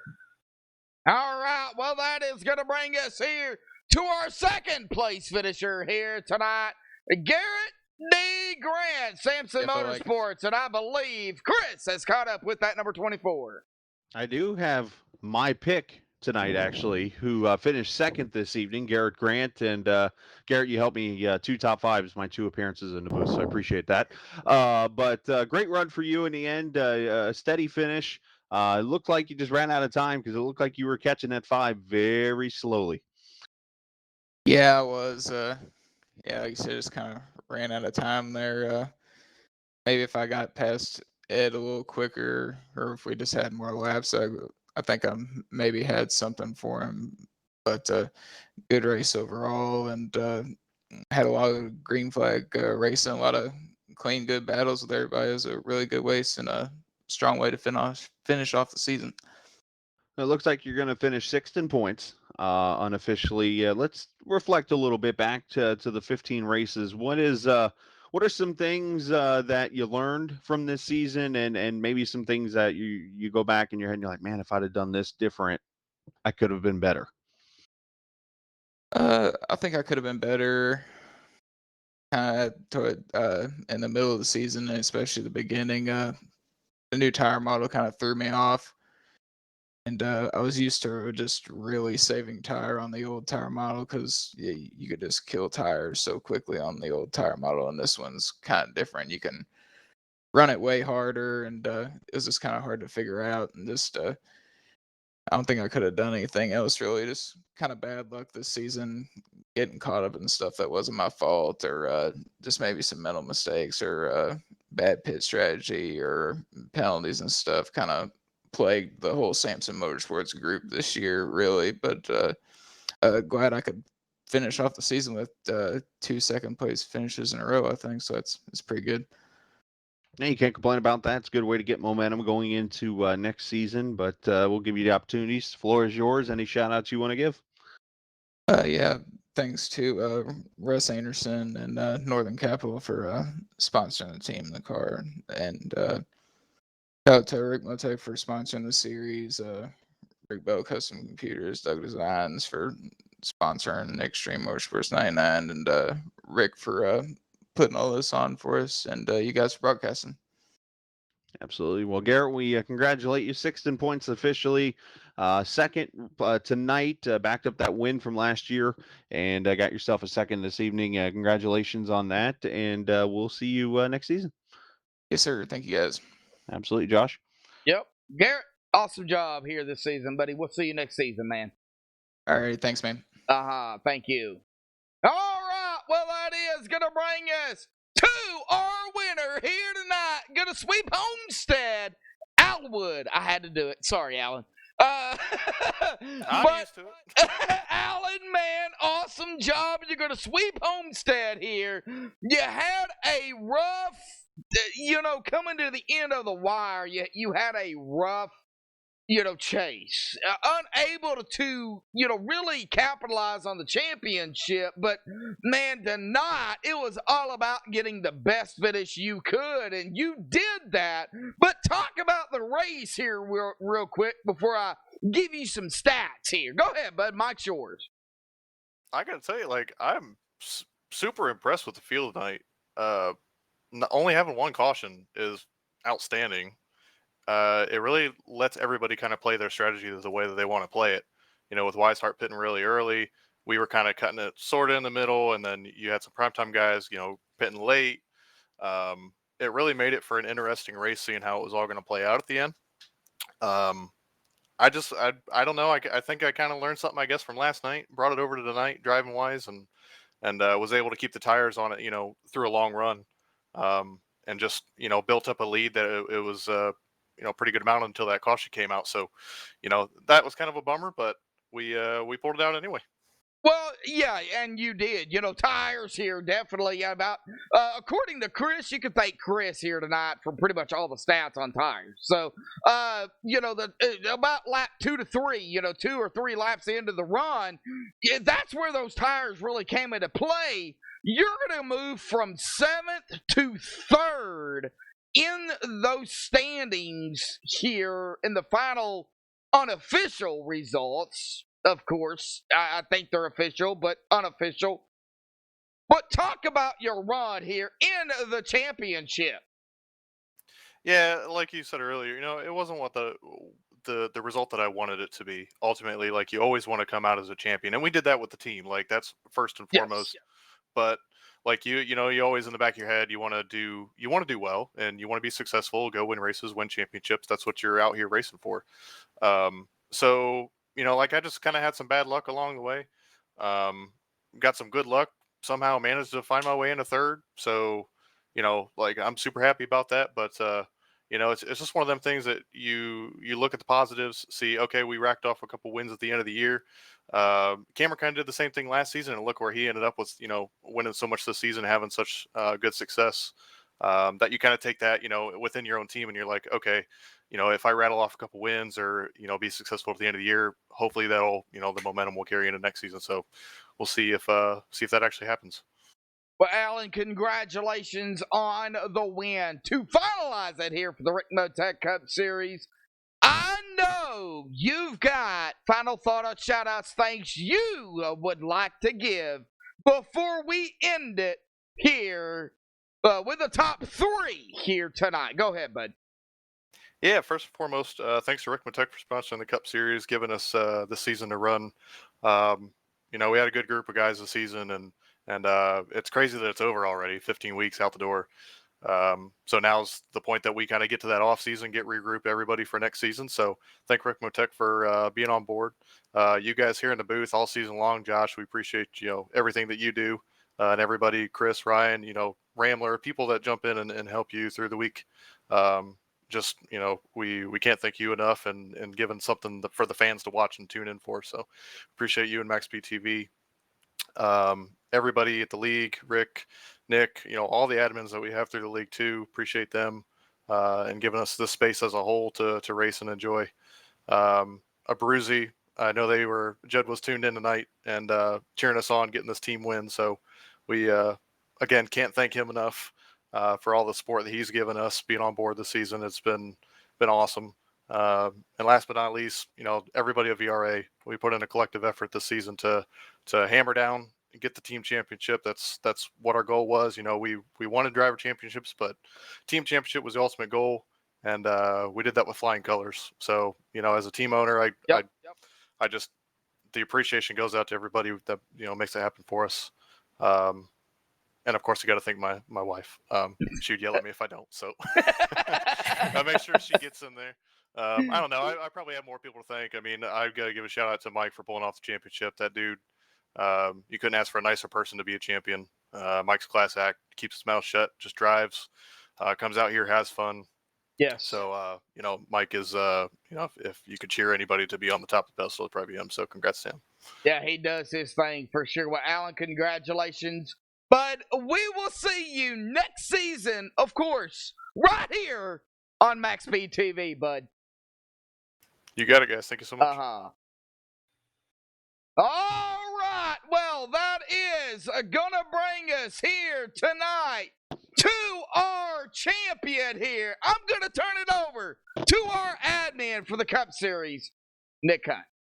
Well, I'll tell you what. Go ahead, Rick. First thing I want to say is Joshua's these guys done a great job this season. Nick and Calvin, and I know that Doug filled in a few times here and there and so forth. But Calvin and Nick put a heck of an amount of time into this Cup Series this season.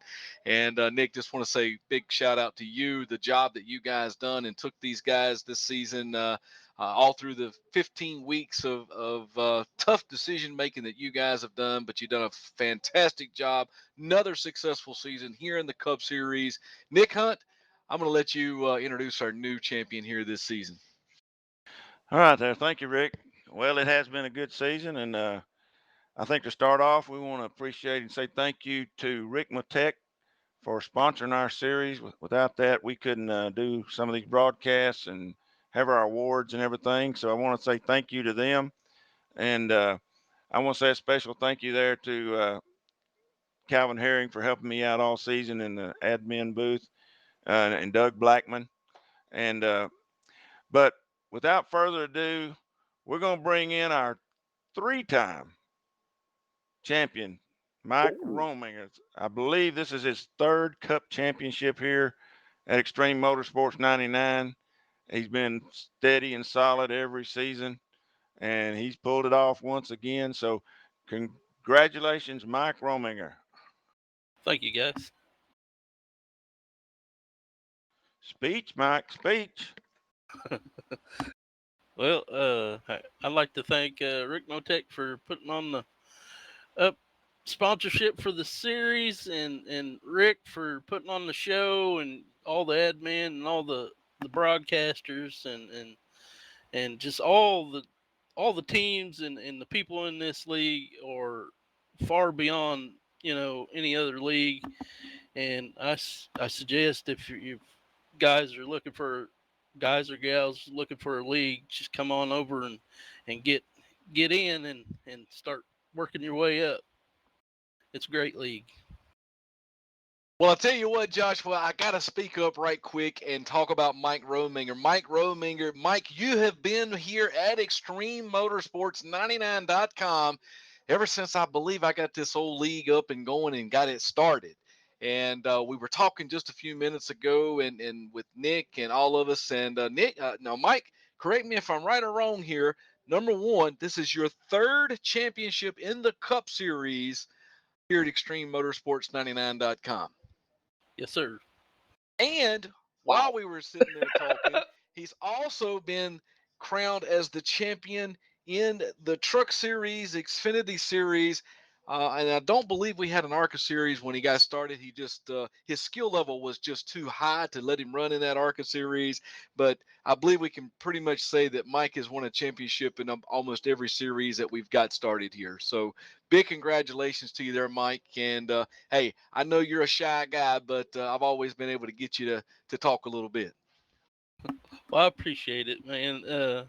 A couple seasons ago, I strived to try to make, because I won in trucks and won, the Cup Series, and I always would fall short in the Xfinity, and I tried for like 10 seasons to try to get that title, and I finally got it like 3 or 4 seasons ago, and then after that, I started running bad, and I got a new wheel, and now I'm on the upswing again, and hopefully this will carry over to next year.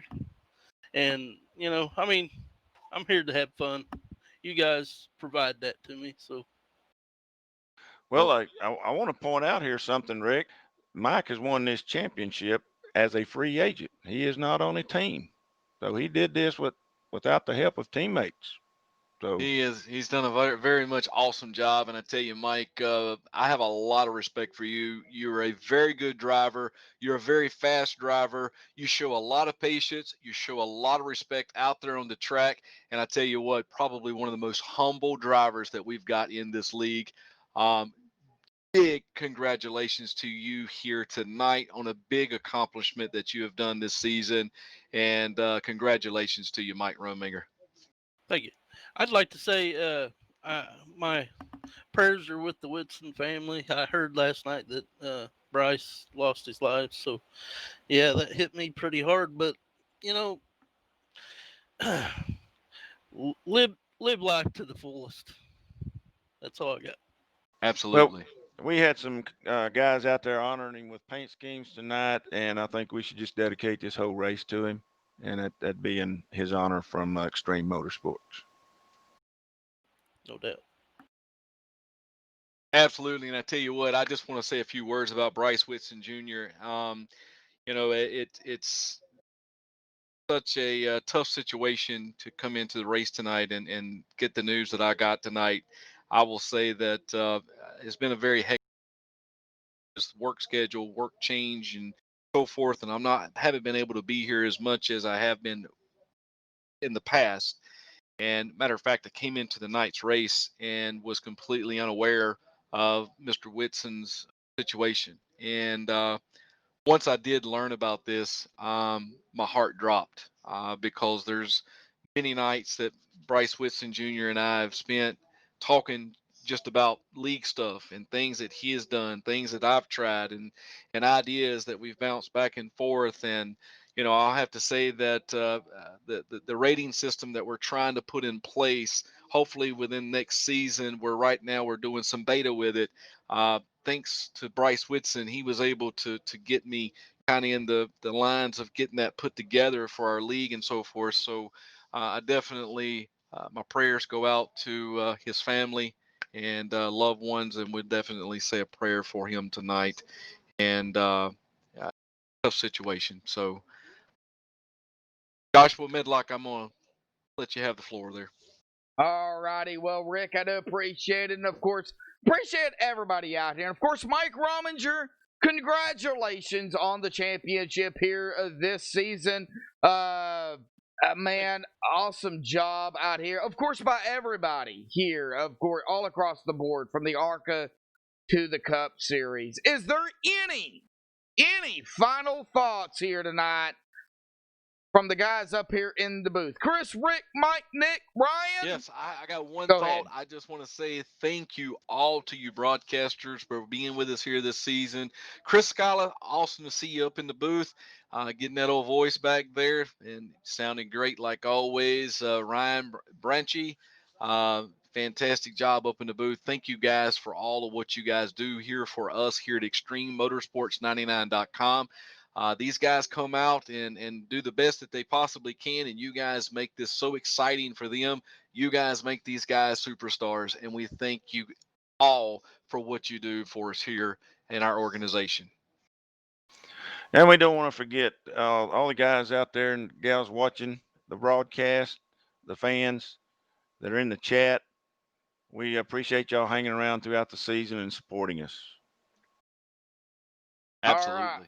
Yes, you got that right. Chris, did you get to say your thought, bud? I didn't. I Go was just ahead, letting man. everybody. This is all about Mike tonight, but I want to kind of go off what Rick said a few minutes ago. Mike and I have raced each other. I mean, I was in the league a few years back once it kicked off and stuff like that, and I remember Mike and I having some great battles at like I think Rockingham to come off top of my head and stuff like that in the truck series. This is back when we would have like 15 to 20 racers, and even some guy named Rick Donathan was on the track out there trying to beat us and couldn't do it. But Mike has always been one of the cleanest guys that I've ever raced with, and to be able to be up here in the booth to see him win the 3rd Cup championship and I mean, I'm gonna go ahead and say it. He's probably the winningest driver in this league's history, easily.